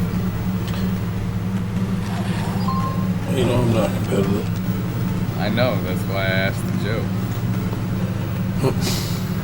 Moving on. Indeed. And next up, Doc Cosmos. Evolute Games has teamed up with Bitmap Soft to bring an amazing title to the Game Boy Color. So we've been just giving a great heads up to our Twitter page from Grey Fox Books, at Grey Fox Books. So they told us a world-exclusive gaming event that is about to launch from renowned game designer and programmer at Evolute Games, that they had teamed up with Bitmap Soft to bring an amazing original title for the first time to Nintendo Game Boy Color called Doc Cosmos, a game that first made its appearance known way back in 2019 as a brilliant C64 RGCD 16K entry. Jesus. Oh, no video or anything. When we first mentioned the game back in 2019 on the C64, we said that Doc Cosmos really stood out as an impressive homebrew game, featuring not just two different graphical styles depending on the timeline being used, but using time-changing abilities to overcome obstacles is certainly a huge plus in my retro gaming book. So yes, if this game coming to the Game Boy Color is every bit as good as its much earlier appearance, it's sure to be a damn fine game indeed for any Game Boy Color owner. For all other details, including the video, hit the link below. Seriously, there is a video? Why?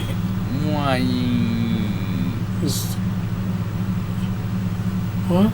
Competition? I don't want to watch competition. Why does that look like a dildo right there? I love that Game Boy Color they got there. See, I like the purple cartridge that it's on. That looks fucking badass. Yeah. Oh, here it is. Oh my god, I pooped again. Stop making me do stuff.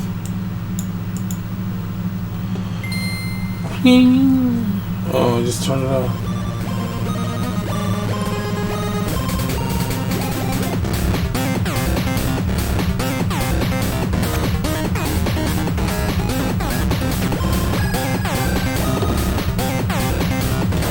Okay. So, whoa, what? Now you're a stick person? Oh, what the Jesus.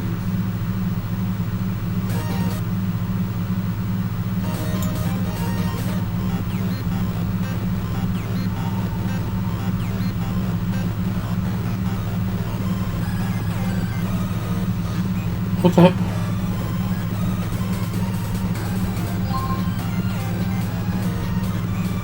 What's happening? I don't understand. I guess you can switch back and forth or something? Yeah. What the hell?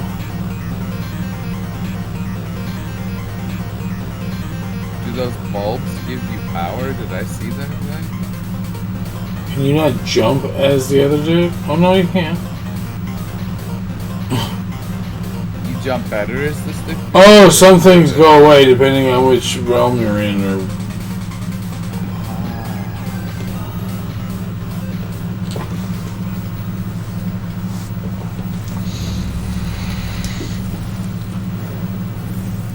That is not at all what I expected, but... No. Interesting. Indeed. Alright, yeah, I kind of like to look at that purple Game Boy too, but anyways. Moving on to our last article here from IndieRetroNews.com. Witch and Whiz, a fabulous arcade puzzle work-in-progress game for your NES by M. Hugson. M. Hewson? Mewson? Alright. I'm not sure what to say there, really, to be honest with you. So.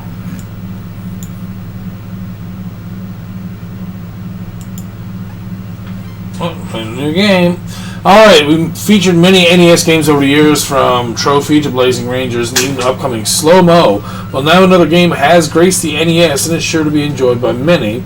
Is Mewson's fabulous arcade puzzle work-in-progress game of Witch and Whiz, spin-off / demake version of Witch and Whiz for the annual 2020/21 NES Dev Competition. Oh, we're going to see a bunch of NES Dev games. That's going to be deadly. Which will give you a sense of what the game is about before its eventual full release. According to the creator, not only is Witch and Whiz in active development with an expected release date of summer-fall 2021, released as both a ROM and as a physical cartridge similar to his previous game, From Below. But the current version has over 30 levels of challenging entertainment, new puzzle types every 5 to 10 levels, a password save, art by Kenneth Fejer, and Haller Zoltan, Wolfling, From Below, and original music by Tui, From Below, Flea, and Tapeworm. I like the fast pace. The music's good. It feels very Nintendo. I will say those little ice enemies that he's looking at there now in level 2 too kind of look like the dudes, what are they called? The big purple dudes who are in Chrono Trigger. They reminded me of Bomberman enemies, but I that too. Too. I've seen that as well, but it's their expressions, I think, more than anything. Oh, yep. I see it now. Now I see a crossover, two different enemies. Big brain strats.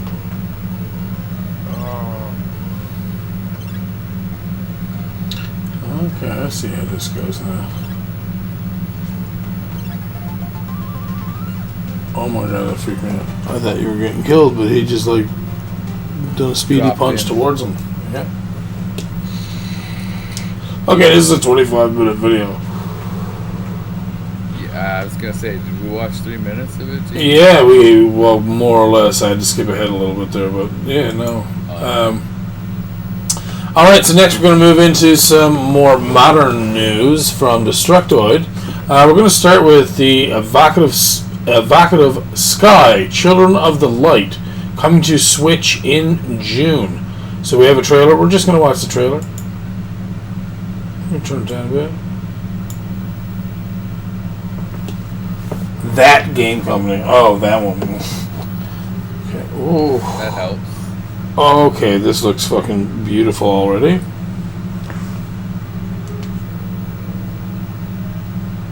Now I have to set up my opposing game company. This game company.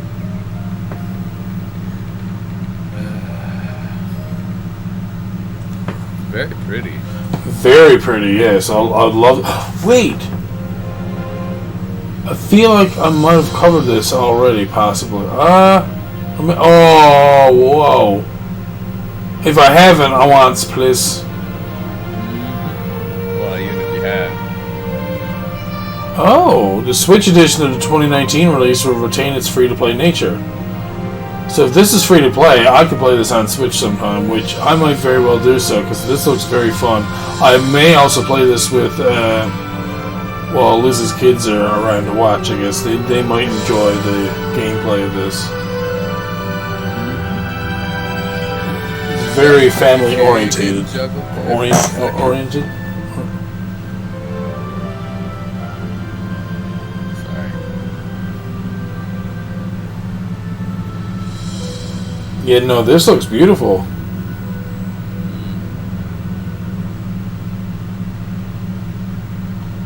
So it looks very, very friendly to play. It doesn't look like there's much.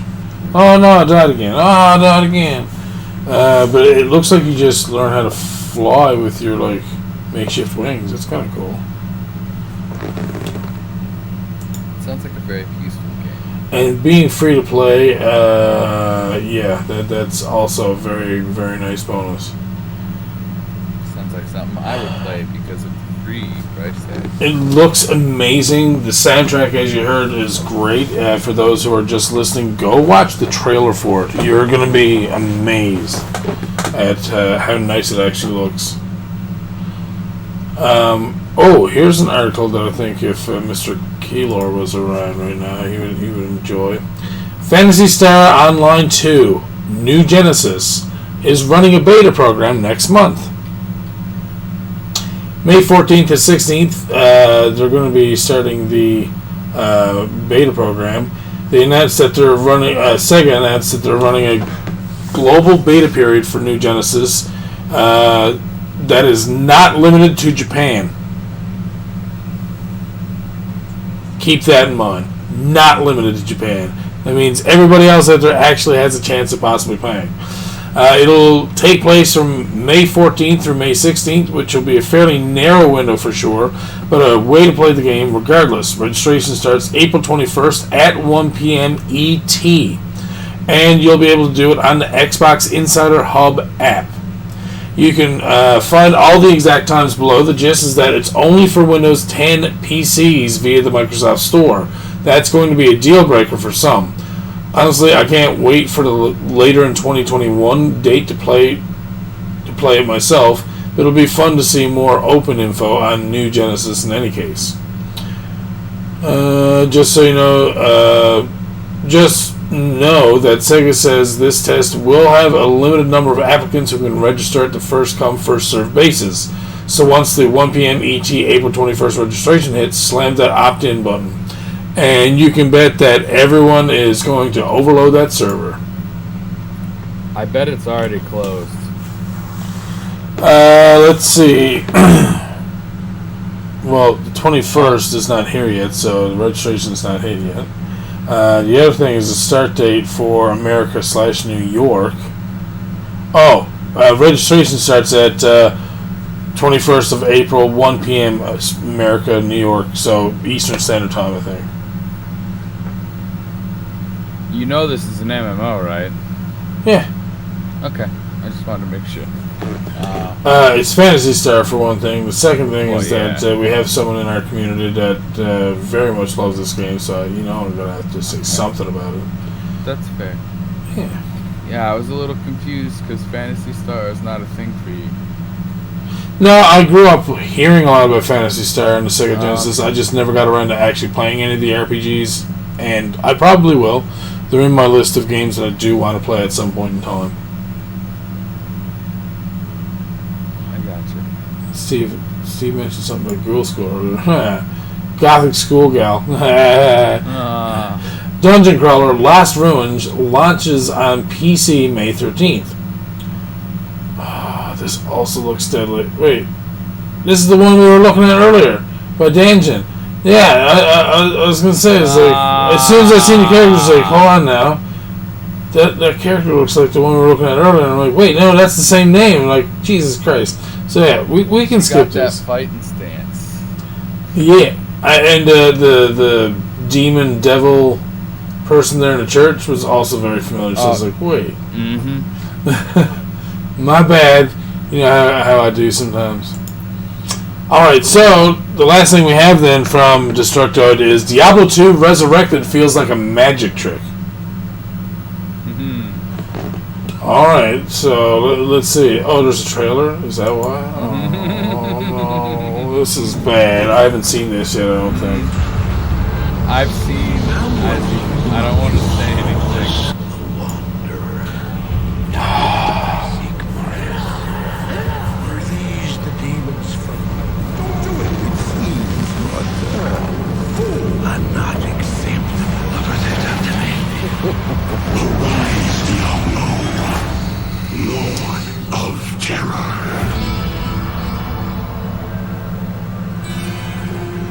Oh my god. The Tristram music. This be our darkest hour. It may yet be your greatest moment.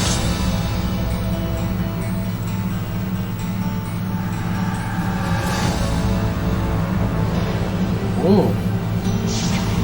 Ooh. Yeah.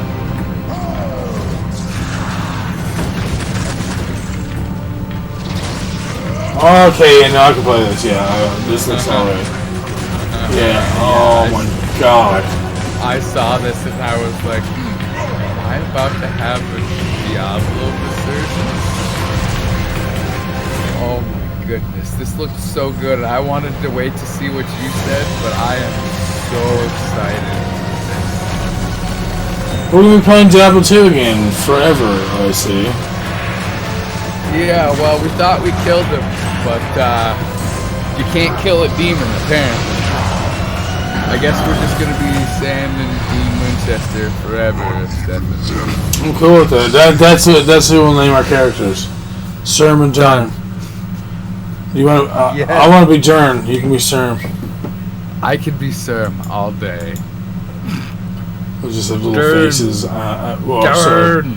All of our facial features will be tiny on our like big blank face. It'll be perfect. Can't wait. Steve loves it. Alright, we're going to move into our Kickstarters next, and yeah, we're probably going to play a lot of Diablo II Resurrected. Jesus. Alright, oh, gotta look. Oh, no, it came back just as it touched it. Oh, that sounds wrong. I just heard Liz laugh at me back there. Oh, shit. Alright, so our first game we have here is called Spirit Swap. Or those into the Spirit Swap, and we can meet up every Saturday at 8 p.m. in the hotel. No. Spirit Swap. Lo-fi beats to match 3 to. Cast spells, be queer, and crash the biggest concert of the year. Oh, they rhymed. I fucking loved it too. Shit. They're looking for 93,900. They got 106,700. They have over 1,400 backers. 27 days to go. They've smashed their goal so far. And 27 days to go. They're just going to keep making more monies. So let's go have a look at this trailer. See what it's all about. Quiet. What? Is this Drake? No, I'm just kidding. Gross. Whoa! Psychedelic Frog? Oh! Whoa! Okay, it's one of these kind of match 3s. Okay. That looks fun.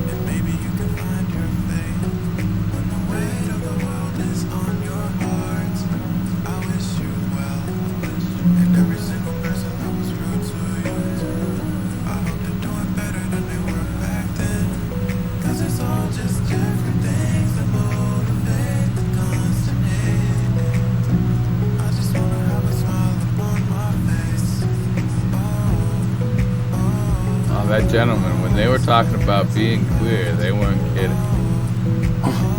Not that I'm saying that I'm against that, but the word flamboyant applies. And if you're not ready to see flamboyant, it might surprise you slightly. We can swap spirits all plums throughout the year. It don't have to be just the afternoon. Get out of here. Alright, so, oh shit, 100K, Give Me a Kiss, complex Hades-like narrative with even more romance options. Oh Whoa. Shit. Alright, let's see, they have a few tiers. I checked out all the tiers of our Kickstarters. Most of them have, mostly under 15, which is pretty good. One had 17, I think, so we're not doing too bad, so. We're going to have a look. $1, who cares? $20 you get a digital copy of the game. $30 you get the soundtrack with it. $40 you get the art book and beta access. That's nice.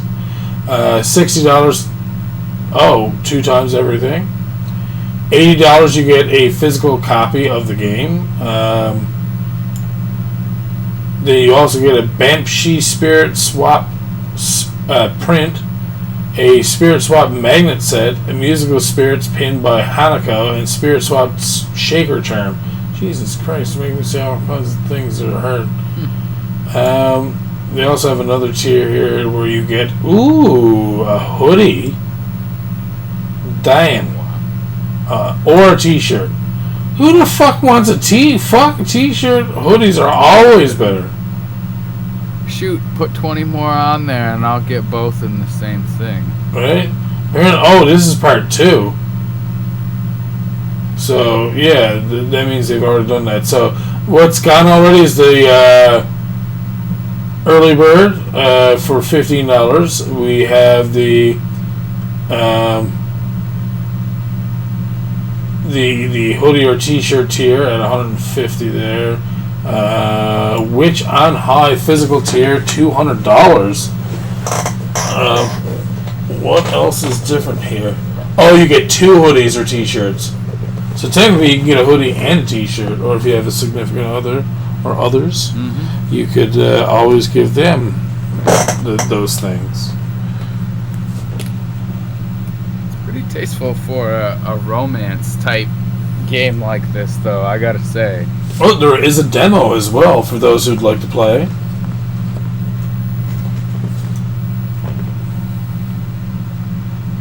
Might be worth looking into. I know someone who might enjoy this game.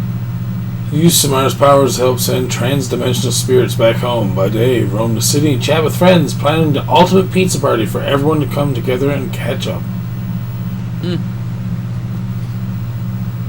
Soundtrack by the incredible Melty Cannon. Let's see. Queer and diverse joy. Much like the cast of Spirit Swap, our team is queer. Our team is also queer. Black and or POC. POC, I'm not familiar with off the top of my head. Person of color. Okay. and it's well past time we see ourselves experience happiness in media. Slice of life story for players needing a relaxing experience. That's a good way of looking. That's nice. I like that.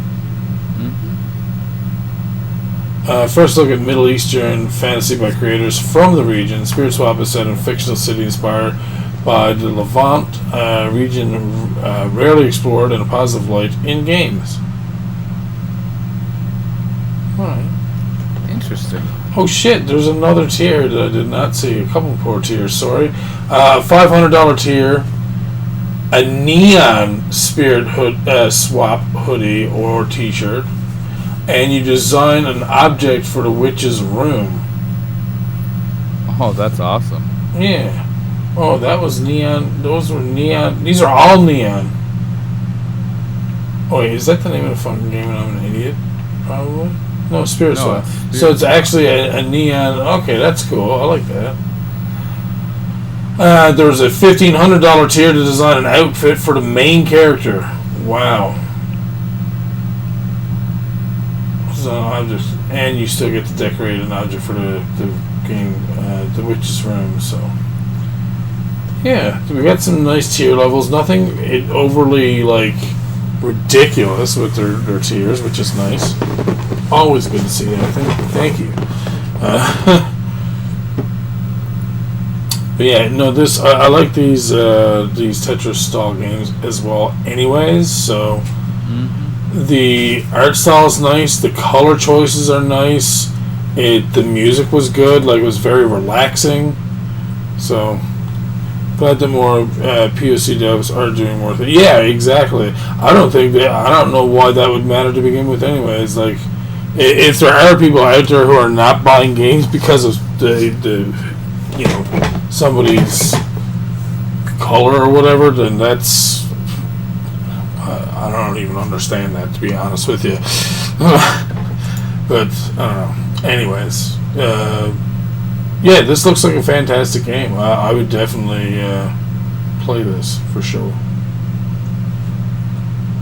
Oh, okay, look, they have their, like, okay, she, they, he, they. They, she, they. Okay. There's Pookie. Yeah. Oh, wait. A Flirty massive muscles and a baker who knows how to sweeten the pot. Whoa! Whoa! Mm-hmm. Whoa. Sweeten the pot. I like it.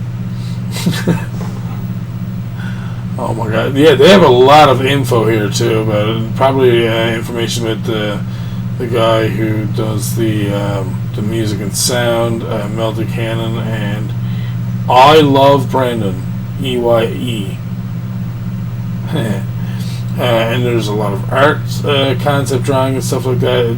They've done a really good job at presenting them, like, all the different information for the game. So we're going to move on to our next one, which is Blue by Damn. And there's a free demo. They're looking for $26,994. They're currently sitting at $19,855. 184 backers, 20 days to go. There's a good chance they're going to get this. It says it's a 2.5D Ninja Metroidvania inspired by Dead Cells, Prince of Persia, and other classics. So let's watch.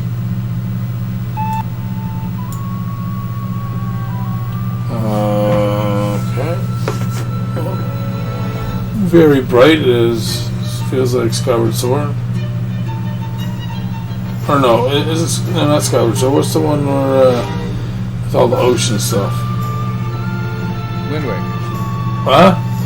Wind Waker. Wind Waker. Yeah, the colors are very Wind Waker, like, and it almost has that very almost matte kind of texture to a lot of the platforms and stuff. But it also kind of reminds me of Dead Cells in a way. Yeah, I can see that a little bit. Yeah. It's not a super lot, but it's there. I don't know that I see the Prince of Persia, but I definitely saw, like, it's a full 3D world. We're just seeing it from a direction, which is kind of interesting.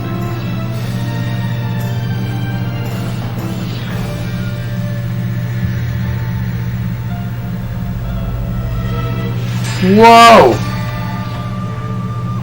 Holy shit. Yeah, whoa. For our listeners in the podcast, there was a big enemy that came out of the background and swung. Whoa. And it didn't look like you could attack them. And it looks like there's another one. Jesus. Oh my goodness.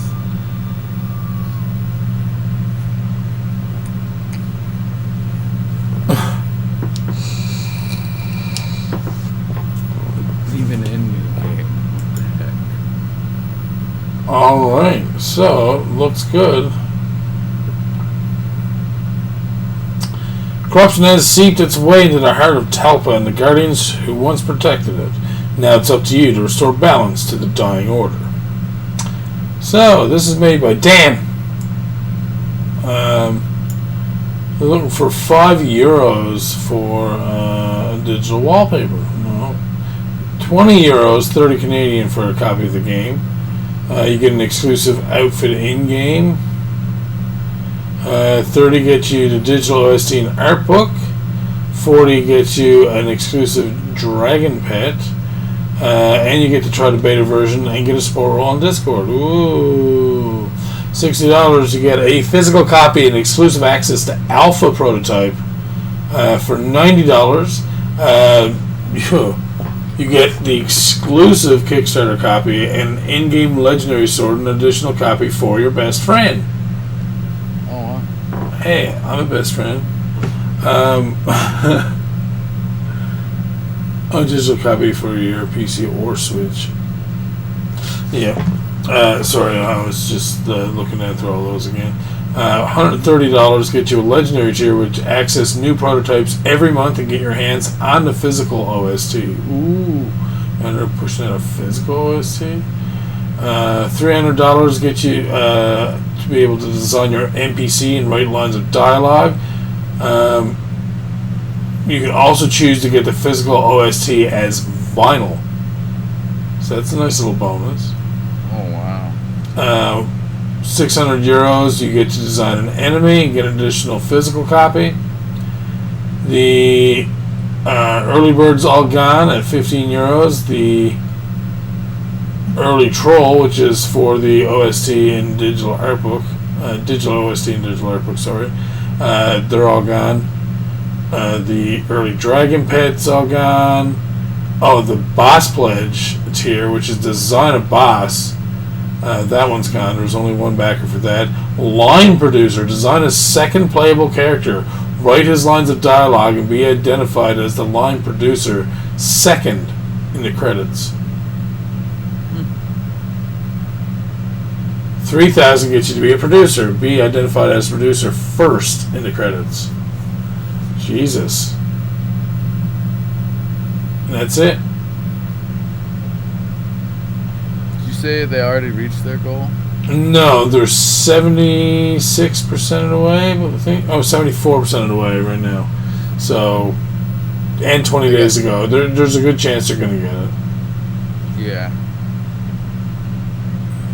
Even then, I think a lot of these projects, I think they ask for 125%, so they could, worst case scenario, they have enough to fund the project. If, say, they get like 3/4 of the way there, you know what I mean? Yeah. Yeah, no, I look forward to this one. It's definitely interesting. Indeed. Next, we have a game called Breakwaters. Island hopping survival adventure. Fight massive titans and voyage to unique islands across a world-scale water sim. Single player and co-op. They're looking for $12,500. They're sitting at $92,764. They got it. Over 1,700, almost 1,800 backers. 4 days to go. Yeah, I knew that would get you going, Mr. Game Hunter. Let's watch this trailer. It was funded in 3.5 hours. And I'm pretty sure we might have covered this once already. I'm not 100% sure, but it does look very familiar. I'm pretty sure we covered this. Something about that looks big. Wait. Yeah, no, we definitely did cover this.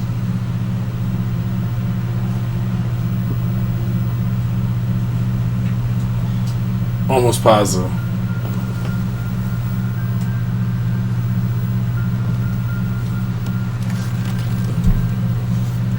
Oh yeah, we did, because that sucks up the water. Told you.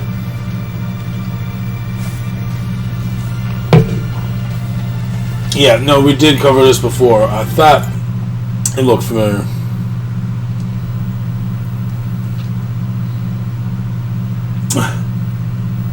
So we're obviously not going to cover this again, because that would be a waste of time for us, but yeah, it looks amazing. I would play the shit out of that. Next, we have a game called Downward, Owl Flight Pixel Platformer. This also sounds familiar. Every time I look at it, I'm like, I'm going to watch it anyways. Funded. Oh, sorry.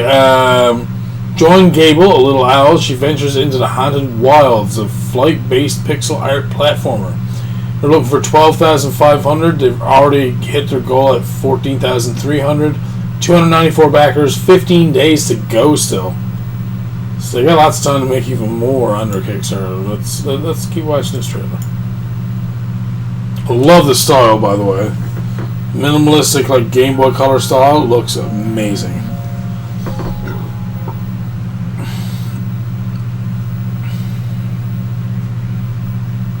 I've got the munchies so bad right now. I have so many things I could munch on right now. I mean, I could just reach for these Funyuns and be all fun. Party foul. Oh, it's alright. Ball, knock him out of his hands. Oh my god. They're so crunchy. Yeah. You do play as an owl. I swear you covered this as well. Yeah, I'm pretty sure I have.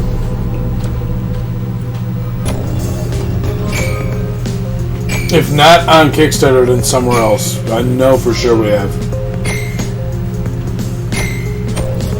Whoa, this owl has a sword. God dang. I don't want to mess with that owl. Yeah, right?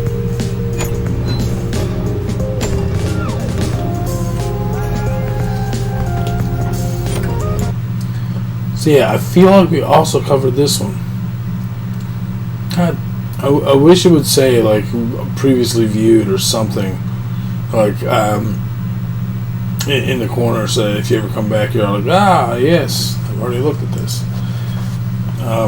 So we're going to go to our last one here. Oh, another one called OddFauna, Secret of the TerraBeast.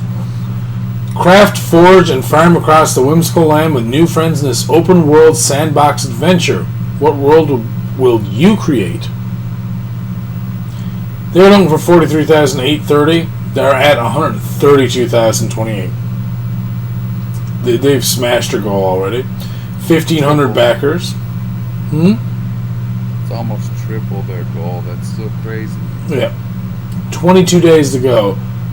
Just this title card here for their trailer looks so good. That art is amazing. It very much is. I love the art.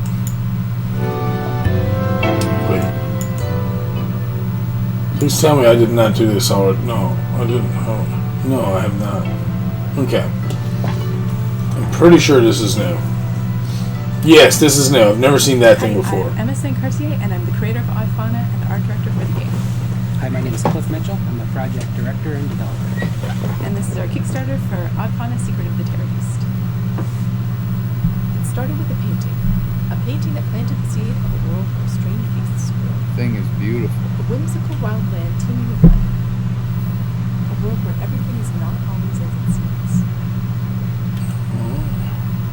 You play as an Aster, a very special OddFauna. You have the ability to sculpt the landscape and grow wondrous plants. The game takes place on the back of a giant creature we call the TerraBeast. Am I seeing this right? We're just living on this giant thing and changing it as we please? As an Yep. Aster, you develop a symbiotic bond with your living world. Cool.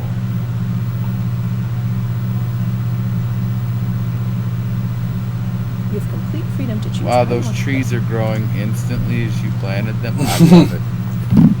Hello, I love you. Can I marry this game? Read Hey, mysteries. what are my values?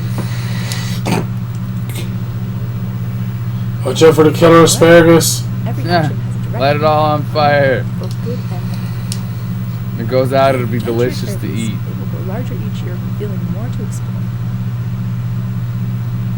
Oh. The world can be dangerous at times.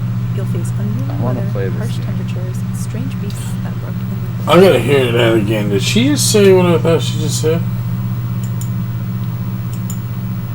However, every action has a direct impact on the world, both good and bad. If you tend to your TerraBeast, it will grow larger each year, revealing more to explore. Wow. If she said if you tend to your TerraBeast, it'll grow more each year and you'll get more to You'll face explore. unruly weather, harsh temperatures, and strange beasts that lurk in the night. Is it multiplayer? I'm not sure. It is I hope important so. to look to your friends for help if you are to survive. You must farm, forage, and craft to shape the land and uncover the secret of the TerraBeast. You've chosen to create this game in a unique way. Oh, they're definitely going to be giving away one of those. That looks beautiful. I want it. The photo scan for models to use in game. We love that it gives it a more handmade, almost stop motion feel. I Huh. wonder why it Game looks the so world is procedurally claymation. generated. Yeah, she just said it was a stop motion The feel. world is unique. It also allows you to Because it's see done with all original artwork. Oh my god.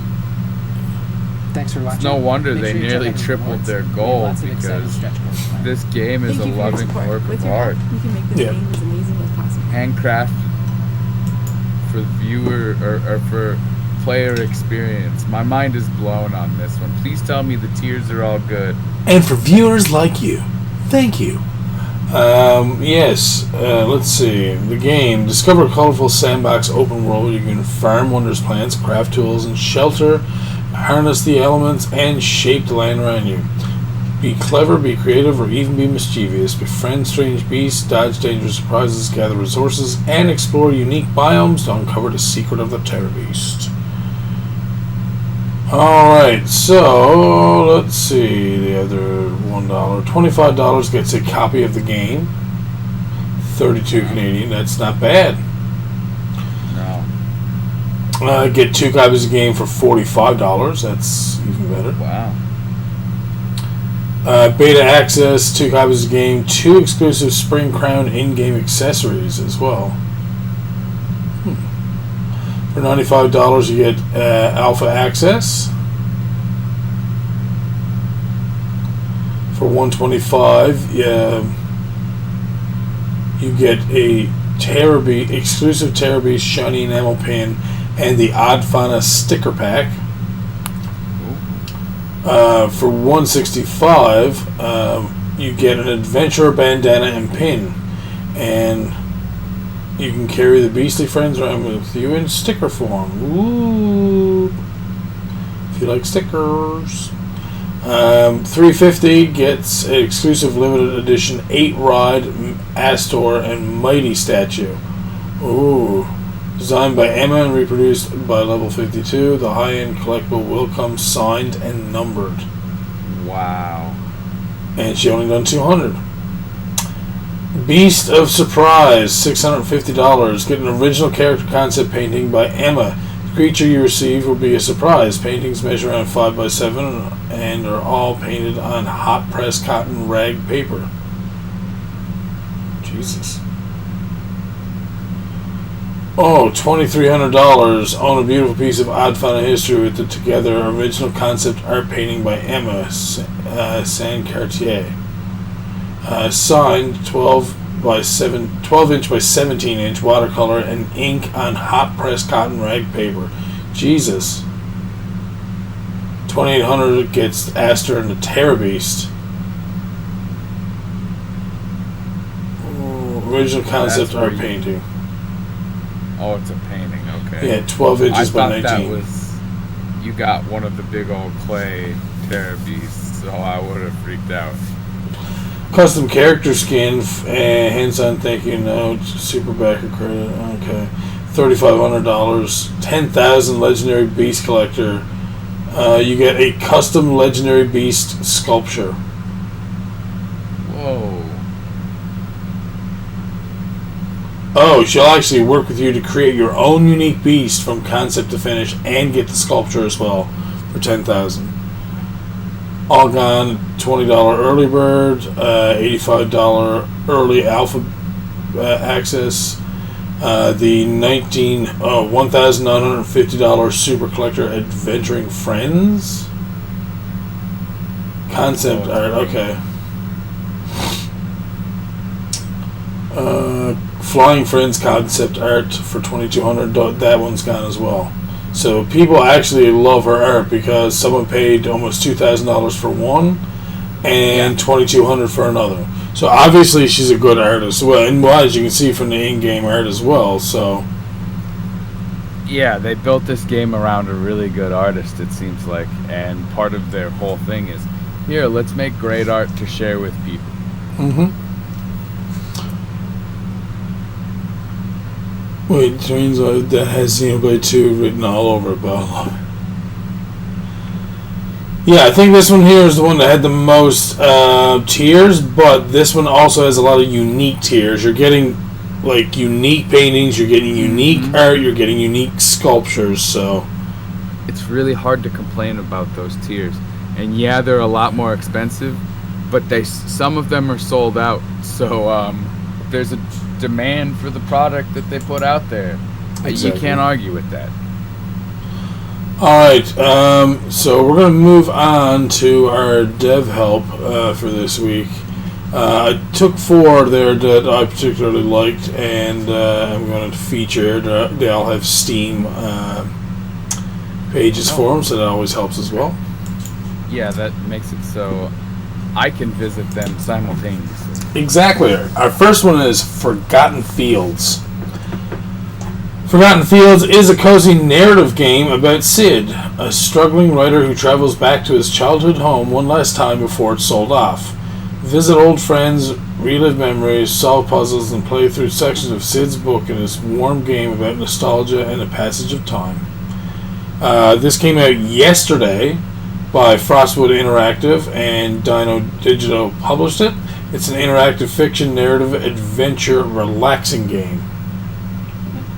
So, let's watch the trailer. Oh. Ooh, I like it.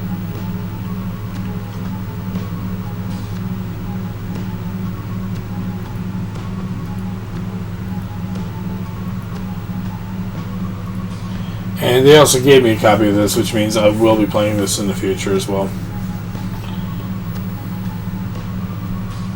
I like the art style. Yeah, me too, actually. I'm a fan. Just enough simplification. Like, you can really... There's detail, but you're not supposed to be paying attention to that. It's like the overall feel of the game. Kind of... I don't know how to explain that. Oh. I didn't expect a fire.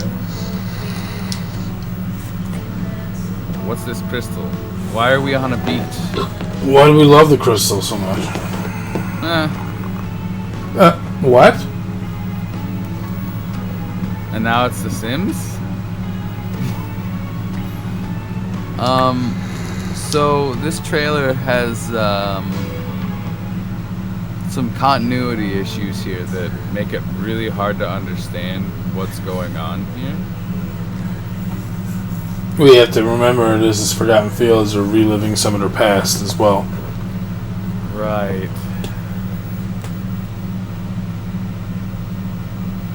Alright, and right now this game is on for $12.30 Canadian, so it should be about $9.99, I think. Roundabouts. $11.04. $11.04? Okay. The exchange is a little angry with you today, sorry. My bad. It's because we're doing better. I mean, nothing. Our next game is called... Oh, you might enjoy this one as well. 2 Leaves and a Bud.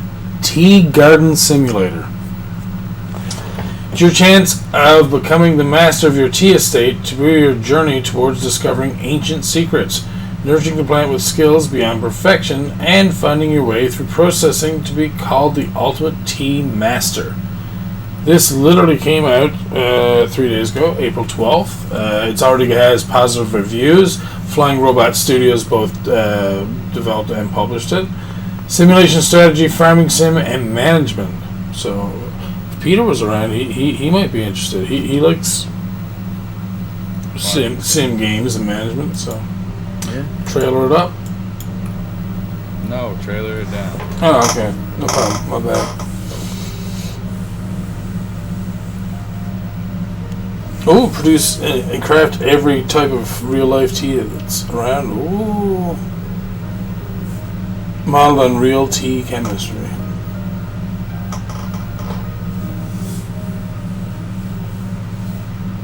Very short trailer, but again, it's very self-explanatory anyways. You're literally have a bunch of farms. It's isometric. For those who are listening, it's isometric and it's obviously overhead.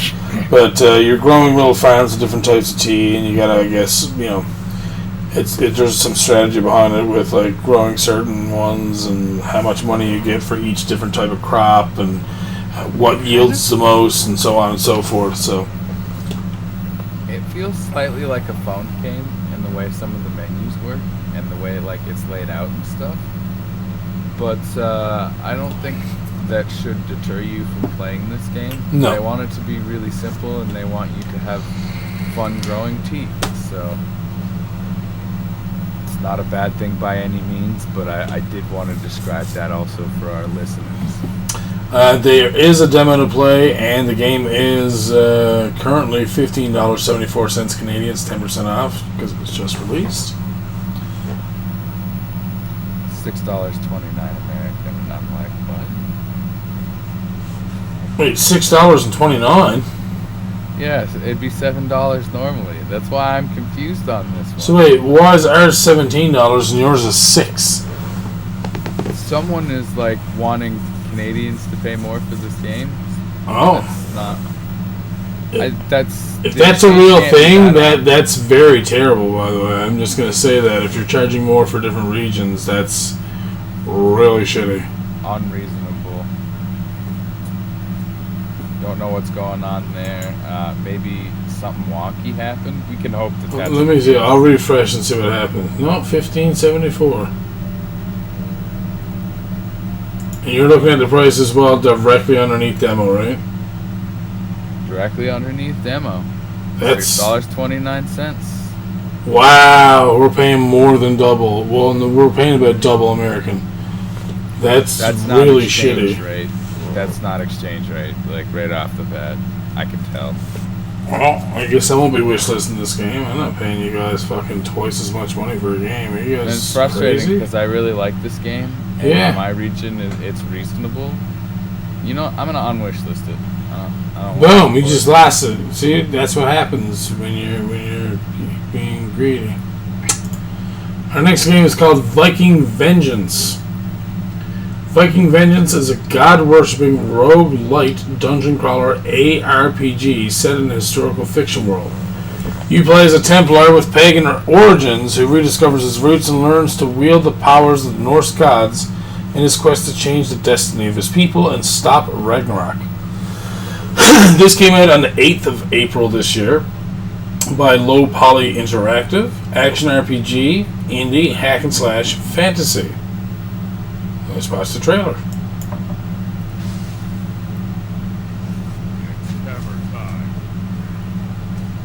It's hammer time. This feels like Diablo II. A little bit, yeah.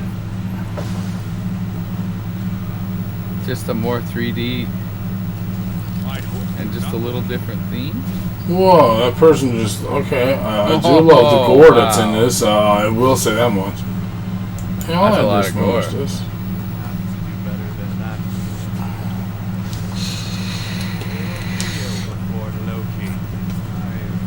You have to do better than that. Human. Did you pay that guy enough for that line or nah? I'll kneel before Loki. It's Thursday. Okay, did one person do all the voice acting It's for this? Thursday. And it sounds like you could have got people to do free voice acting for you, dude. Believe me, there's people out there who would be more than happy to do it. And then at the same time, you have a choice. You can be all like, nah, 10 people applied to do this one voice, and only one dude sounds good. And he's got the least amount of experience, so I'm going to go with him, because he sounds better. You can mold him and be like, nah, say hello like 10 times, dude.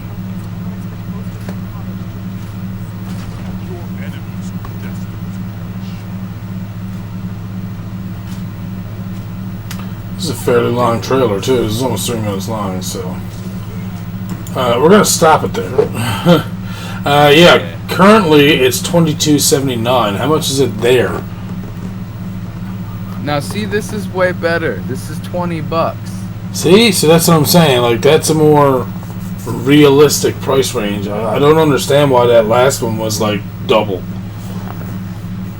I thought they were just done up by exchange rates, but now it seems like some games more recently may just be whatever Dev wants to put in.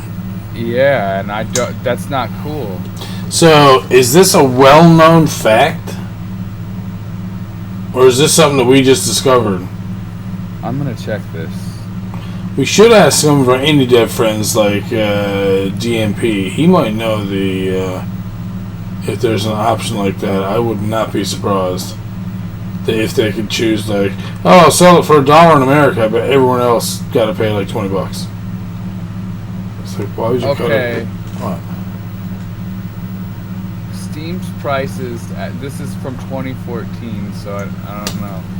Maybe higher than you'd find elsewhere, but you're also not paying tax on that. Everywhere else charges tax. Overall, they're still the same, with Steam being slightly cheaper unless you live in Alabama. Yeah, no, that's not good enough, because that's saying that your taxes, Steve, is 100% for you to match up to be the same amount as me. So, like, what? Yeah, that's why I read that, and I was very confused. So I think we've uncovered something actively going on here. Mm-hmm. That's very strange. Strangeries. We may have to screenshot that and just do a little bit of investigating at some point. Anyways, we have one last game to look at. It's called Beasts of Maravilla Island. This also looks like a very relaxing game. Very bright and beautiful, even though it's taking place, it looks like at night or in a dark location a lot of times. Beasts of Maravilla Island is a 3D adventure game where you take on the role of a young wildlife photographer who traverses Maravilla Island's magical ecosystems to discover extraordinary creatures, learn their behaviors, and, most importantly, photograph their majesty. This is coming out in 2021. Exploration Collectathon, Puzzle 3D Cute. And there is a demo, and we're going to watch the trailer.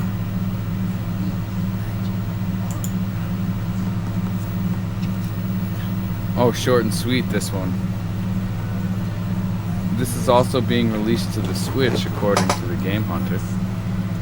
Oh, that's kind of nice, too. Yeah, I like this exploration, and all you're doing is just taking pictures. Like, that's cool. Pokemon. Snap.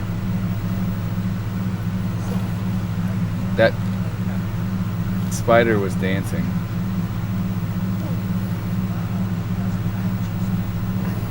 Oh my gosh.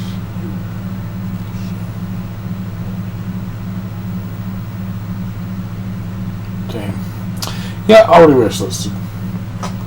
Yeah, this is coming out in 2021. It has no price tag on it yet, but it looks amazing. I love it. I love it. This was in the Indie Direct yesterday. See? Glad it's getting traction. Yeah, a lot of this stuff comes across my email a lot of times. It all, like I said, depends on how I feel about the game. So that's why I keep telling people sometimes you might want to reach out to Six, because there's some games he may look at more so than I would. Mm-hmm. And then that way it's at his discretion whether or not he wants to cover it, not mine. I'm not saying that everything has to go to him or everything has to go to me, but I'm also letting you know that there is two options, not just one. So, like a lot of Android, iOS games, I'm probably not going to bother with. But that may be something in the future that I may get one of Liz's oldest son to do, because he likes to play tablet games and stuff. But that kind of stuff, first-person shooter games a lot of times, anything that's very modern, like over-modern looking, is something I don't really care too much to cover or look at. So, but yeah, that is the end of the podcast this week. We covered a lot of fantastic articles and a lot of good games. Might have uncovered something weird going on with Steam. We're hoping that it's a glitch and not an actual thing that people can do, because that's terrible if that's the case. Because now it feels like now every time I want to buy a game on Steam, I should be messaging Steve and saying, "Hey, how come?" I forget where I was going with that, because DMP came in. Yep. Yeah, no. How come he gets to? Actually, now that DMP is here, you might know DMP, because I believe you may or may not have released a game on Steam. Hope you're doing well as well, sir. Yeah, sometimes notifications don't get through. It's not a big deal. So we were just looking at a game where the price for me was twice as much as it was for Steve. So is that an option in Steam where you can say, "Oh, America pays $5 and Canada pays like $15"? Because that was basically what we were seeing. If you doubled the American price, it would be the same amount. It was an exchange rate. You can do that. Uh-oh. Oh, wow. Okay. Now, and I'm pretty sure that is a known thing. That's why I was saying, like, I don't think it's hidden, but you can set the price by country, yeah. So that's not as cool. Steam controlled that. I honestly hoped you set a base price American, and they converted to other currencies and handled all of that, because that makes a huge mess. Mm-hmm. What do you think? We're up here in Canada, like, rich? Since when did the dollar in Canada become like $2 American? Never. So you can do it either way. That's really interesting that you have a choice. It has to be okay, I see. Yeah. No, I'm not surprised, but that was a huge hike. Like twice as much is a lot. Yeah. There's no reason for a hike like that either. No, none whatsoever. But anyways, yes, as we were saying, end of the podcast. Thank you all for joining us. We did cover a lot of great games this week. One that Mr. DMP missed, I know, that he might be interested in, is literally just called Crawler. It has this weird, like, almost black and white kind of look to it. But yeah, decent podcast. What was we stayed under 3 hours again, so that's fantastic. I can't really complain about that. 2.5 hours is pretty good. Yeah, it's not bad at all. So, all right, let's see. That's how places like G2A exist. They buy keys in cheap countries and resell to Americans at a higher price. Oh my god. Well, we're not surprised. Alright, we're going to rate up this week AshSaidHi. She is a retro gamer. She is paying Antstream Arcade Night. And it's a sponsored night, apparently. So, anyways, yeah, I'm going to send you over to her. She's a fun gamer as well. You may enjoy her. I know we sent you guys over to her not too long ago. So, anyways, have yourselves a good evening. Have a good weekend. Have a good week. We'll see you next week for another podcast. Bye-bye. Bye, everybody. Thanks for hanging out. Gonna hit the raid. Ask for coming for your butt. That's what he said. All three of us. You too, dude. And you too, Game Owner. Bye-bye. Mhm.